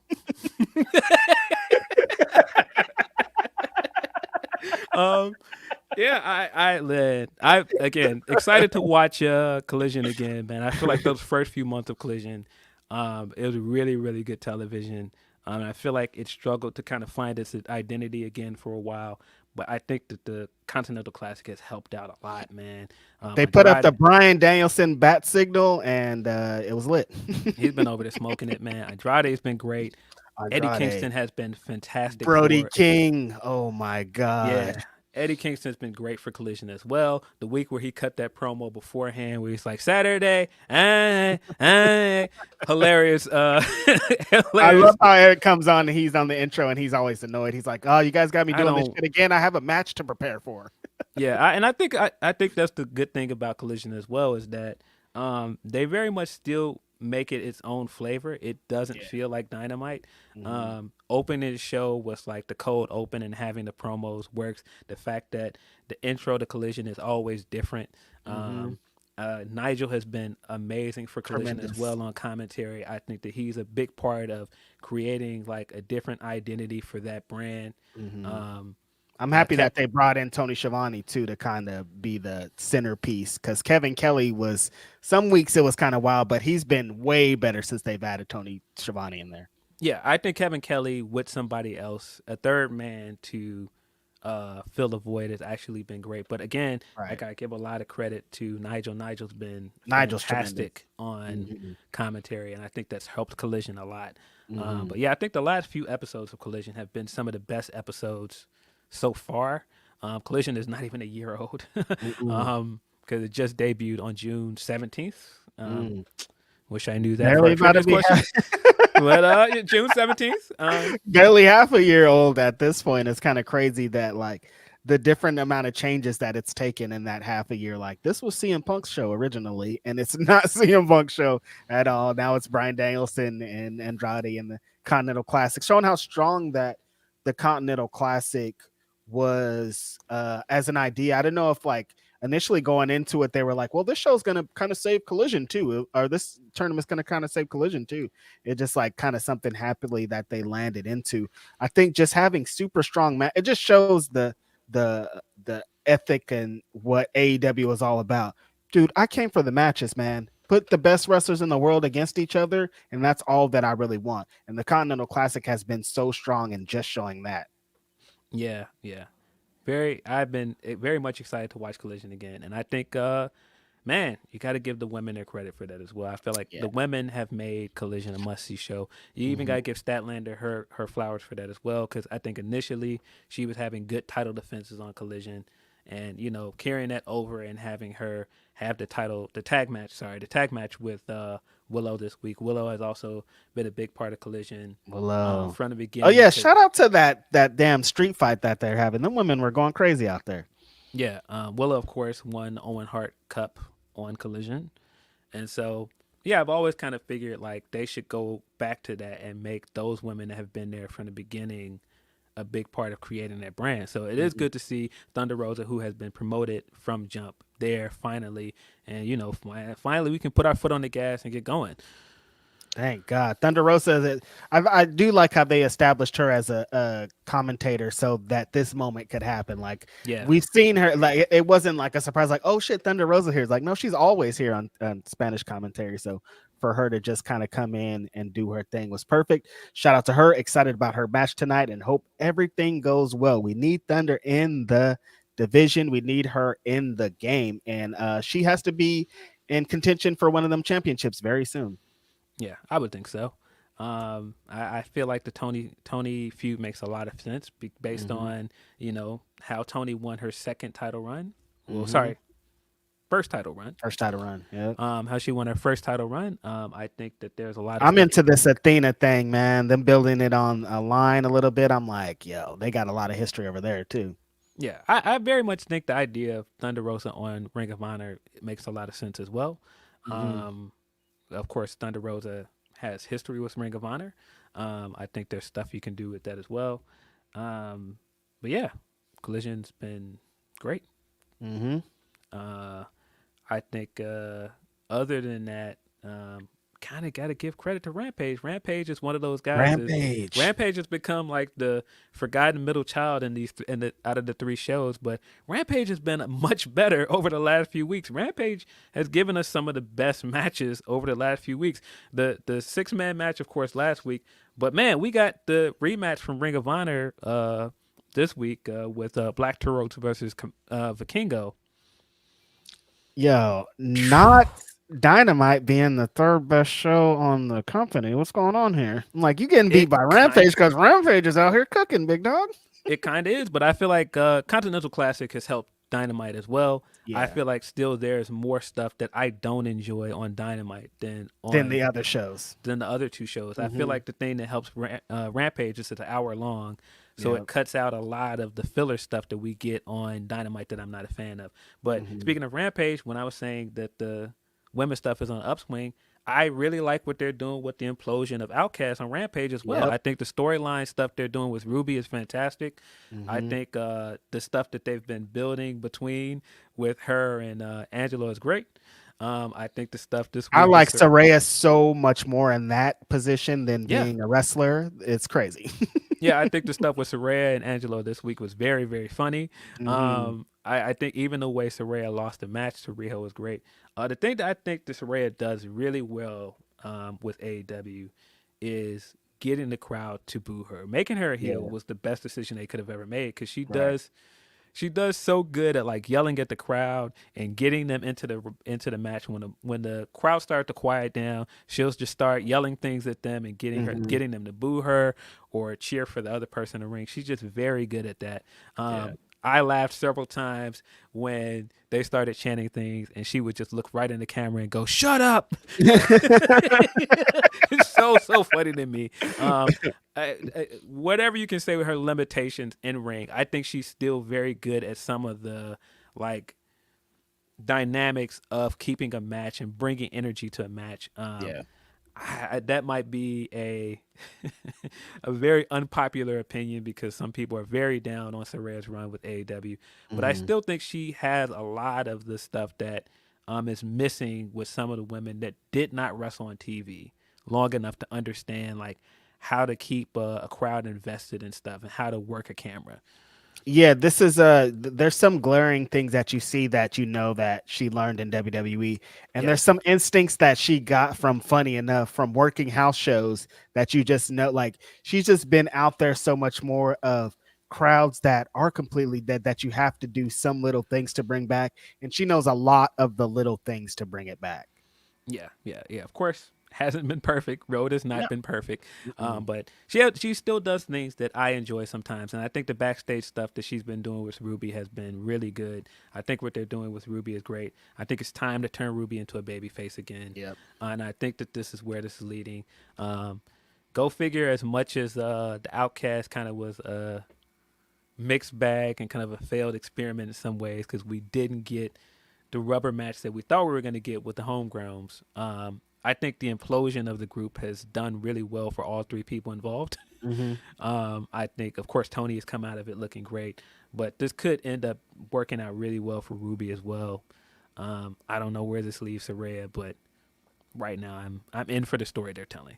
Yeah, good way to break it all up. I think that some people were sour on a lot of their run together. So I think they're gonna do the breakup's gonna do way more for them than being together did. Yeah. I like where they're going. Again, very much like that they're doing storylines with the women, giving the women actual characters and motivation. Still some work to do. Still would like to see more in-ring promos with the women. I think it's a good sign that they're doing more and more with Tony on television. But yeah, I think this is the most they've done with the women and the most I've been invested with the women's stuff in quite a while. Right. Yeah, and I think that leading into 2024 and the free agents we talked about and people getting healthier and all this stuff leading into the new year, that 2024 could be a big year for the AEW's women division. Let's just hope that they capitalize on it. Absolutely. I do think that hopefully they do get the Stardom match that we have not seen yet at Forbidden Door. I feel like people have been asking for that every year. Yeah. They've got to get a big name from Stardom to compete at Forbidden Door this next year. Hopefully that happens. But yeah, I don't know if you have any more super chats you want to jump into. Yeah, we got a couple of soupies. Shucky Ducky says The Rock says Poontang Pie isn't. Well, he's still on the pie thing.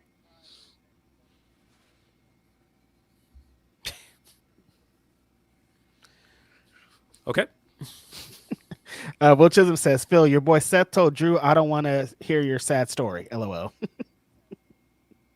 Nah, this segment was great, not just because Drew, I felt like, cut a really good promo and got some really, really layered character stuff there for a heel. But my guy then listening to all that and saying, man, listen, I'm tired of you making excuses, bro. Stop making excuses. You lost. I lost to the same person as well. I never got a rematch, and I had to completely rebuild myself from scratch. And look where I am now. Stop making excuses. And I felt him on that. That was the great thing about that segment is you can very much feel what Drew was saying. But I thought both of them made very valid points. But nah, Seth standing up there with that red blouse on and leather pants and basically like, yeah, I ain't trying to hear that no more, dog. Like, get out of here. And then proceeding to super kick this guy out of the ring. I'm like, yeah, nah, dog. Then hitting, of course, line somebody people also thought that he took from the Hangman and saying, I don't hate you, I pity you. I think that was intentional. I think that he saw what people were saying the first week and saw how people were upset about it. And he's like, y'all think I'm stealing from Hangman, I got something else for you. I thought that was very intentional, and I thought the usage of it was very good. I think the Drew and Seth storyline has been really, really good. Yeah, good work on both sides. I think Seth has really came into his role as champion. Leonard Aarons III said, who do you think challenging Joe and Max on Dynamite? And presuming they win, do you think they unmask that night, or do we get it all unveiled next Saturday at World's End? It kind of has to be the Kingdom, right? I have to assume it's the Kingdom. That's what I'm thinking. That's what I said earlier. Like, it has to be the Kingdom wins the belts and they unmask, or they unmask before or whatever. But yeah, I feel like this is a Kingdom move. Yeah. I don't know how they're going to execute this, but I have to assume it's the Kingdom. And then, of course, you have Roddy doing the yelling people's name that is very much grown old for me. It is just not funny to me anymore. But what he's doing character-wise with the MJF as the devil stuff is very on the nose, and I feel like those three are probably the other guys under the mask. Right. It's about time we start. Get those reveals in. I feel like we pretty much know it's Wardlow that's under one of the masks. Guy looks like Wardlow, has the same boots as Wardlow. People have pointed that out. So I'm assuming at this point the four guys are Wardlow, the Kingdom, and Roddy. Right. Which leaves the leader, as very obvious. Adam. Anime Otaku 2 says, bigger minutes on commentary, Nigel or Tony? Nigel for sure. Nigel's biggest hater of the year. Nigel, the person that I call the greatest pro wrestler of our generation, Nigel hates this man. He will not let Bryan Danielson get anything off without burying him. Biggest hater for sure. Nigel for sure, bro. Philip Emo says, Rampage found the formula, have a killer match that people will talk about online, and hype up the match for when it premieres on Friday. Yeah, I think they have a good thing going on Rampage. Smart.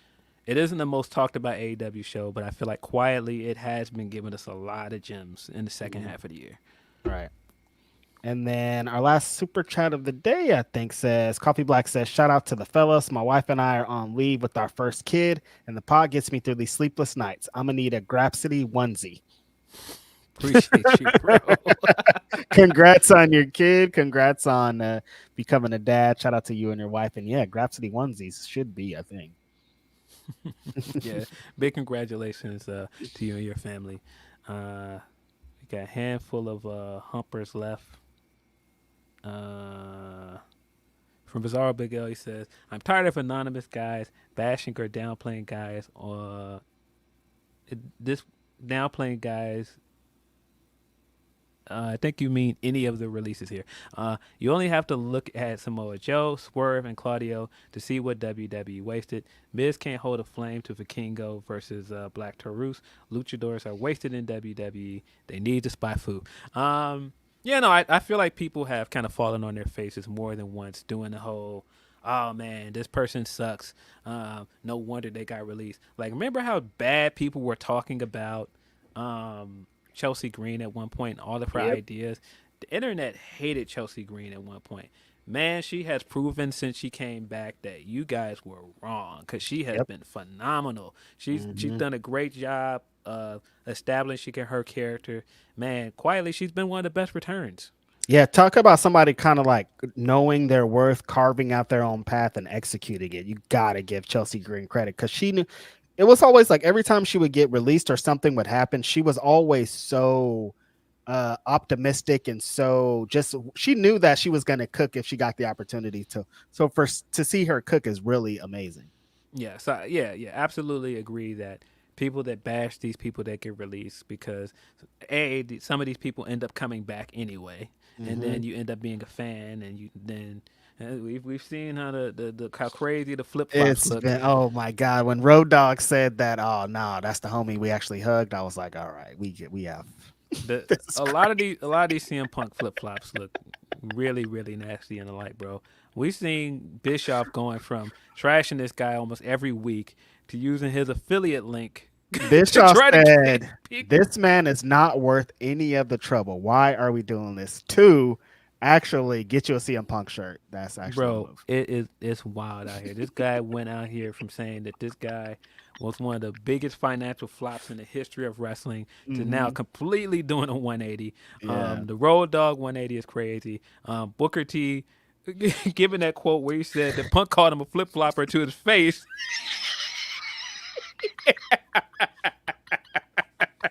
This all sounds crazy, man. But yeah, the fans have done this more than once. I saw him, and the first thing he called me was a flip flopper is hilarious. Insane. But yeah, the fans have done this more than once, where they'll just bash somebody when they get released and act like they never were worth the time anyway. But then either they end up coming back and they do well, or end up going somewhere else and doing well. No, you end up with egg on your face. Like, it just doesn't really help to bash the wrestler when they get released. That's why I keep saying all the time, support the wrestlers, not the company, man. Right. The wrestlers will always show you their worth. Even if somebody is in a down point in their career, it's never too late to turn things around. We've seen so many times that this can happen. Just think about how uninteresting at one point some of the Edge stuff was what WWE was, for me at least. I was not interested in most of what he was doing. But he comes to AEW, and this stuff he's doing with Christian is fantastic. I'm interested. I'm in.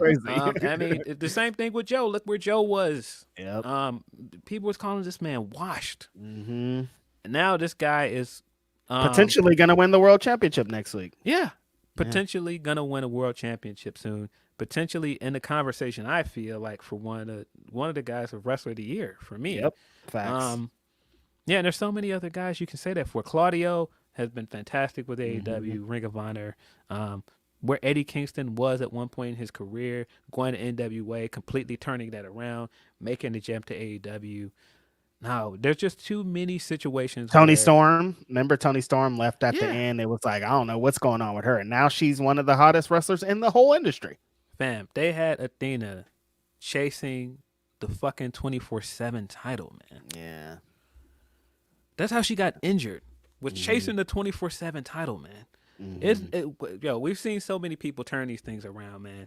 I just think when you do that, it just does a disservice to the wrestlers, man. Right. And you always, a lot of times, these people end up egg in their face. There's always a tweet somewhere, somebody holding receipts if you're going, man, this person sucks, and then later you got to give it up to them.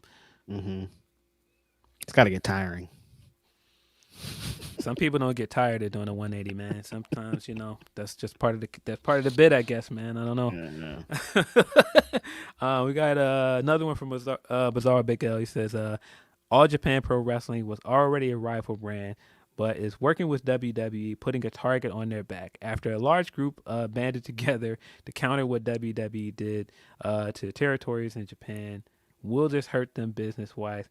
Cake isn't a pie, but apple crisp cheesecake. Yeah, I don't know, man. It doesn't feel like this is going to bode well for somebody's perception of All Japan in overseas. Of course, All Japan is a legendary promotion. If you know thing, but it's also very niche.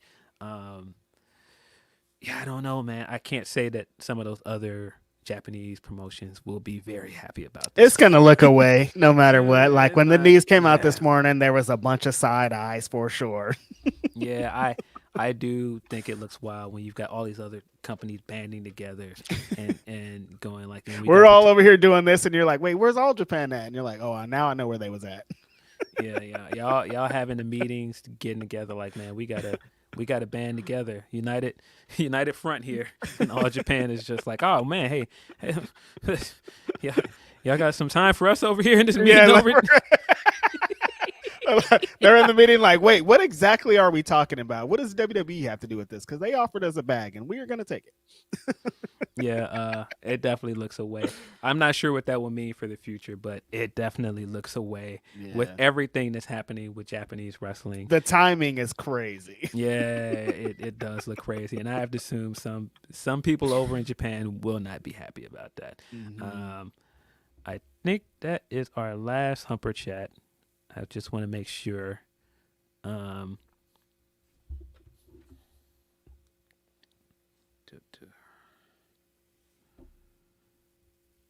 Nice batch today, you guys. Nice batch of super chats. Nice batch of Humper Chats.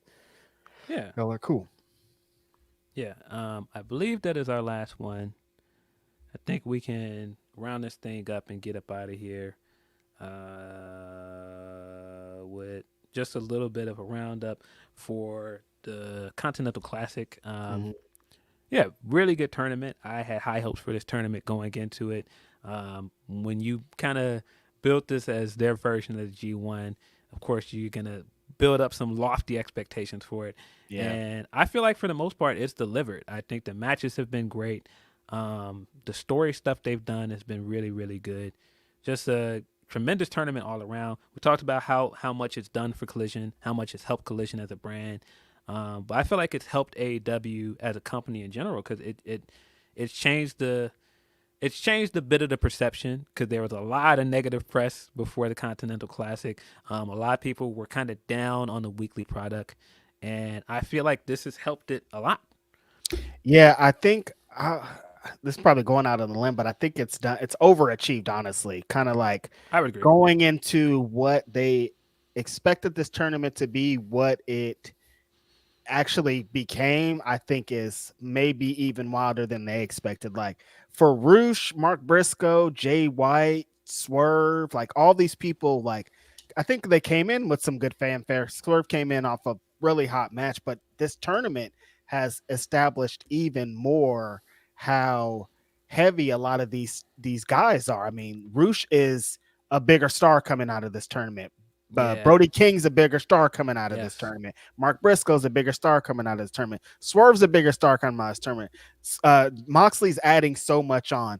Jay White has a stat like I want to say turned around his career, but like he's done something to show that he is exactly who we think he is. This tournament has done so much for more than just one person. We get to a lot of these tournaments and they're just like a rocket or something for one person. Like, oh, this is gonna at the end of this person's gonna be really over, and there's some people here to take losses. There's some of this tournament has gotten so many people over that I'm like, man, this is exactly what they set out to do.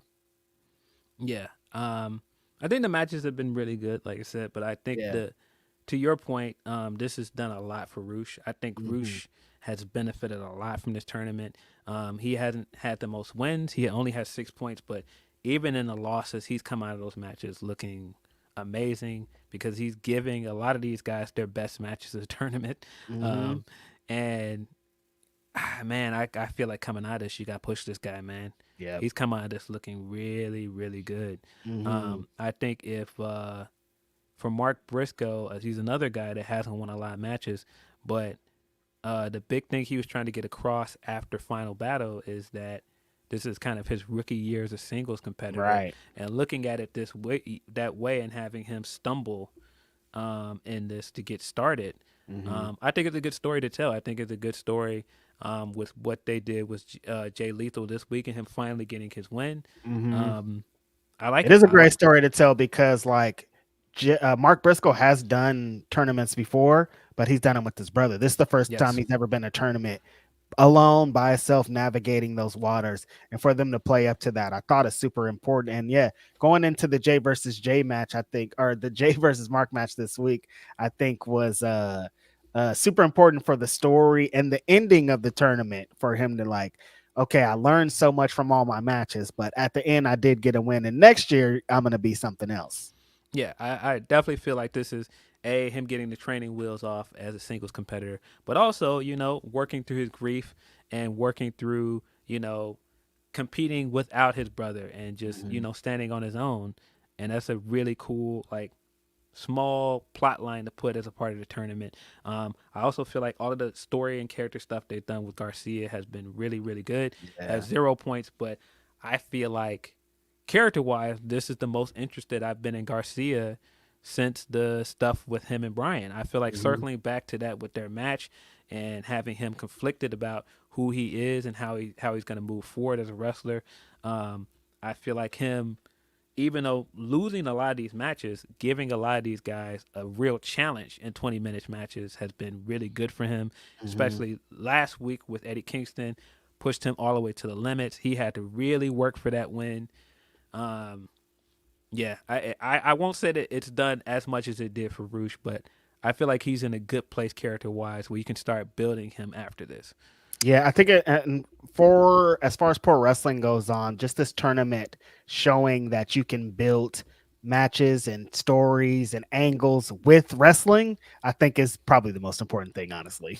Yeah, I mean, if you want to say that Roosh, like I said, he benefited a lot from this, this showed just how over Garcia is. If people did not realize this guy's over, he's over, man. He was getting cheered heavily during that match with Kingston.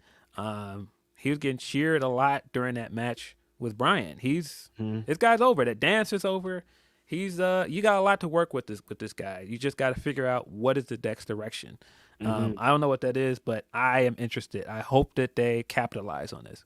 Yeah, I think that they've gotten themselves into a corner where like the character work that Daniel has been doing after with the promos that they've been doing backstage and kind of the story that he's been telling in his matches, like, oh, you guys got something here, and beyond the dance is guiding him there and people are still excited about it, but that's also kind of like playing into the catalyst of where he moves next, and them still being like, you're a wrestler and all this still kind of surrounding him. I think, yeah, just along as the line of what Roosh did, I think this kind of story has been told for Daniel Garcia and got him even more over than he was. This tournament has been great. We haven't even said anything about Bryan Danielson, who this tournament is inspired by, but he has hit it out of the park every single time, and I don't expect any difference tonight. Yeah. I think the other great thing about Garcia in particular, not just that the dance is over, like you said, now it just feels like the dance is part of the package because he's still showing that he can work. Especially like in that match this week, he showed that his mat game he's out of here. It's out of here. He's a great wrestler. He's still got the in-ring talent, but then also this guy's shown that he's a great promo, and a lot of those backstage promos they do with him, he's been amazing. Yeah, you got to do more with this guy coming out of this tournament for sure. Yeah. I think, like you said, Brody King has come out of it looking really good. I've liked the Blue League matches a lot. I've liked the stories that they're doing with the Blue League stuff. And like I said earlier, I think that has helped Collision a lot because that's where a lot of Bryan matches have been. But what they're doing with Eddie Kingston is so good. Having him do the slow start and then have to work his way through and really earn that spot in the finals. It wasn't like he came straight in as the champion and he just started beating everybody. He's kind of started an underdog run through this tournament, and I think it worked for him. I think it worked really well. Having him get his first win against Claudio makes a lot of sense because he hates Claudio, and that match was fire. Having to work to get that match versus Garcia last week, and then he's got the match this week against Andrade. Man, it really feels like in order to win this tournament, he's gonna have to beat Bryan and Moxley, which is crazy. Big. That's big blocks to get in front of. Again, the way this guy started his run with this company as a babyface, and having the feud with Punk, and then as an extension, having a problem with Bryan because Bryan is another one that kind of turned up his nose to him. And we saw that even in the match where he got to sign it then after he beat him and said that he's a bum. I feel like there's a really good story here of these are two obstacles that he couldn't get over initially with AEW, and to kind of prove himself and be the guy that wins this tournament potentially, he's got to get to those two guys. Really, really smart. Yeah, good way to finish out his tournament and gonna give him so much more. I mean, he already has so much sympathy. He already is like the fans wrestler, but beating Moxley and beating Bryan and then potentially beating Moxley in the finals and winning this, I think is gonna send him into an even different level. Again, this tournament has done so much for somebody, and we still have with the Eddie Kingston story, some story to be told. Yeah. Andrade came in, got 9 quick points out of nowhere. Could easily had 12 points. But I think he's had a really, really good run in this tournament. Reminded people who he is. If you were not paying attention at the beginning of Collision and how he was having the great matches, had that fire Bud Matt match this year that I think people are forgotten about. Had a fire ladder match on Collision I think people are forgotten about. But this tournament has basically reminded people, Andrade's that guy. Like, don't sleep on this guy. Yeah, no, he's just another one that could be in the main event scene and reminding people that he can still do so many things. Like he could still fly, he could still ground, he could still strike. Like he is probably still got time to even enter his prime. Like he is a top tier talent. Yeah, of course, Bryan has been like one of the bigger draws from the Blue League as well. We expected this tournament was essentially made for him. And he's been fantastic. I love the idea of him doing what he always does to us because apparently he hates us, and that's getting people to feel like he's the favorite to win this thing. And then every week we watch this guy put himself through hell to win these matches. Ever since Andrade started targeting that eye, now you see even more guys targeting that eye, and it's just like, bro, stop it. Stop doing this to us. Every time he does this after match promo with his eye all bust, I'm like, Brian, why are you doing this to us, bro? Like, I just want you to be safe. But yeah, of course, he is a sicko, and he loves traumatizing. Works us. Every time. I hate him so much. I fall for it every time he does something, and I'm like, I know he's just working. I still fall for it. Yeah, but I think he did a great job of coming out the gate and getting big wins, and then giving Andrade that big upset and giving him one of his biggest wins of the tournament, one of his biggest wins with the company, honestly. I think that's also says a lot about who Bryan is and how unselfish he is. Right. And I do think he's going to lose this tournament. I do think he's going to lose the semifinals to Eddie, and I do think Eddie's going to go to the finals. Because right now the semifinals are setting up tonight. The 2 matches tonight will determine the semifinals or the finals for the Blue League. We of course know what the semifinals on the Gold League are because there's a 3-way tie between Jon Moxley, Swerve Strickland, and Jay White. I really like the story they've told on the Gold League side with those three guys as well. Swerve has been positioned as the guy coming in with the most momentum, and man, racked up 12 points. Could very easily have 15 points. Moxley got a very dodgy win against him. That's the only loss. That's his only loss in the tournament, and he technically did not lose that match because his shoulder was up. I think that is a very smart thing to do. And then setting up a three-way where he could potentially lose that and lose the tournament, but he does not need to be pinned to lose that match. Yep. Very, very smart. I think what they've done with Moxley of cementing him as the ace of this company, because he has had a dominant run in this tournament, has beaten everybody that's come his way except for the guy that handed him his first post WWE match in Jay White, and showing that Jay White still has his number makes a lot of sense. Jay White is a master counter wrestler, master defensive wrestler, so it makes sense for him to be the guy that has his number. Also a guy that has the most experience in these kind of tournaments. Yeah, it makes sense for him to also have 12 points. I really like how they've kind of built him back up in this tournament after the loss to Max. Go figure, all of those people that thought he was buried and he was done, there was nothing you could do with him. I feel like this tournament has flown in the face of all of that. Yeah, very strong work, I think, from all three of those guys. And the triple threat match is really smart. I love that they had Jay White beat Moxley clean to show that he does have this number, but then establishes for next week that Moxley can get his win back. Like they could tell the story of Moxley hasn't beat him 2 times. If he does beat him, that's a big victory for him. Swerve doesn't have to be involved in the finish, or he can be involved in the finish. I think the triple threat match does a lot. And those were the 3 guys. Again, I've said Moxley was the one to lose in this tournament. And those are the 3 guys from that side I think we all expected to be in this position. This is good work going on over there. Yeah, I think the way they've booked the gold league finals is very smart. You set this up where Swerve already has a win over Jay White because he beat him in the very first match of the tournament.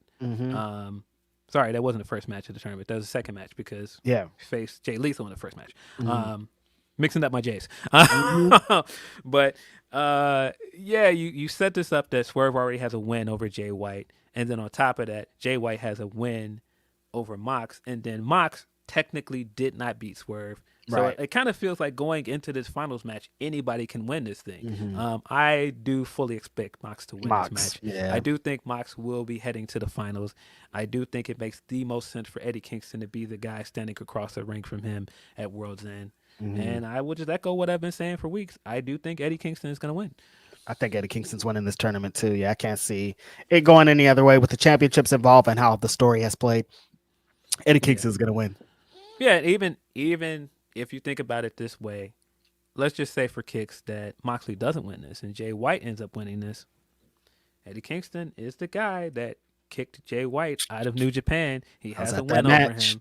So it does make sense for... Also, just this year, insane. Yes, it does make sense for him to be the guy that wants to be a Triple Crown champion and wants to stop Jay White from having any more influence on New Japan, because a New Japan belt is in the pot. So it does make sense for Jay White to go to the finals. But I do think that the real end to all of this story, long-term storytelling, might I add, is Eddie having to get through Bryan again and then having to get through Mox at the pay-per-view. And he's already beaten Claudio. Yes. So I think that makes the most sense. But like I said, I've really enjoyed this tournament. I think the 3-way tie shows not only that, Mox is an ace, but it shows that Swerve is earmarked for big things. Even if he loses his tournament, I feel like this run in the tournament is just another, stamp on what this year was for him. And it is more proof that this guy is ready to be a main event player. I think, again, rebuilding Jay White is good as well. It shows that after this tournament, you can do more with Jay White. Very much excited for what a lot of these guys do after this tournament. Very much excited for what this means for Brody King. I feel like he got to put a belt on him soon, man. He came out of this tournament looking really, really good as well. There's so many guys in this tournament that I feel like you can put a belt on. Like what you can do with Garcia after this, what you can do with, like I said, Brody King, what you could do with Roosh. A lot of positives coming out of this tournament. Yeah, that's what I think. I think it's like it's done so much for like the almost the entire field that I think it's just like a rounding success. Great work. Yeah. Very, very much happy with what this tournament has done for the product. And we got was TK said at the beginning. You guys put your money where your mouths are, and fans have told you what they want to see, man. The fans have been unanimously happy with the tournament. Collision did very well against NFL because of the tournament, and I think that's a good sign. I think if you're one of those fans that are like, I'm tired of the sports entertainment shit, and I want to see more straightforward wrestling, I feel like the fan base has told Tony what they want to see, right? Because of this tournament, and hopefully that's a good thing. I think it's just like I was saying, the spirit of AEW, this was it, and presenting it every week on their TV show, I think was super important, and showing that the thing coming into AEW, this is the type of shit that we wanted. So kind of continue these traditions, kind of keep showing that it's all about wrestling, and wrestling's a sport, and wrestling's Japanese, and wrestling all these things. I think this tournament has done everything. Yeah, I very much like that. There have been a lot of callbacks in this tournament, not to just AEW stuff, but the New Japan stuff with Jay White, tying back to all of the stuff with Eddie Kingston, how much he hates Claudio, the stuff with him and Brian, the long-term stuff with him and Mox. Even like the Swerve stuff in the tournament. I very much feel like he's losing the tournament because now that we know that Keith is teasing having a match with him, I think that's going to be the World's End match, is Keith Lee versus Swerve. Yeah, and that's another big reason why I'm assuming he's going to lose, but I don't think he's going to get pinned in this match. I very much feel like Mox is going to pin Jay White and get his first win over him. Right. Oh yeah. I think we got one more super chat. I gotta go. I gotta get on the road to Bakersfield, you guys. So we gotta get up out of here. All Japan said. Will Chisholm says. All Japan said. I don't know what y'all talk about. I'm gonna talk to this girl. Yeah, they said. Forget all that UN networking shit, brother. We're trying to get it back.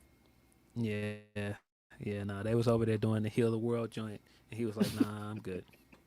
All Japan was like, "Nah, I'm good. Y'all got it. I'm not about to be over there doing that. Y'all keep it straight up." Yeah, that's all of our super chats. Thank you guys again for your support, and thanks for everything. Let me just double check and make sure I did not miss any humper chats before we get up out of here. Appreciate you guys as always. We do not. We don't have any more humper chats. We don't have any more super chats. So you know what that means. It has been fun as always. Appreciate you guys coming here and commenting. Appreciate you guys all year supporting the pod. We got one more before the year's over. Yeah, supporting the two of us as a duo. We'll be back at you next week. Probably we'll do like kind of a year in a review thing, or something. Preview Wrestle Kingdom and World's End. So we got a lot of content to talk about next week. Yeah, we got some stuff to talk about next week. But again, appreciate you always. Appreciate you if you just came here to debate what is and there isn't a pie. Appreciate you as always. Be sure to check out that Leo Rush interview right after this. Check out us on Denise's channel doing trivia. There's enough content out there to go around. Honestly. Yeah. But, as always, we appreciate you. This has been Grapsody. I'm Phil Lindsey, Righteous Reg. We are out of here.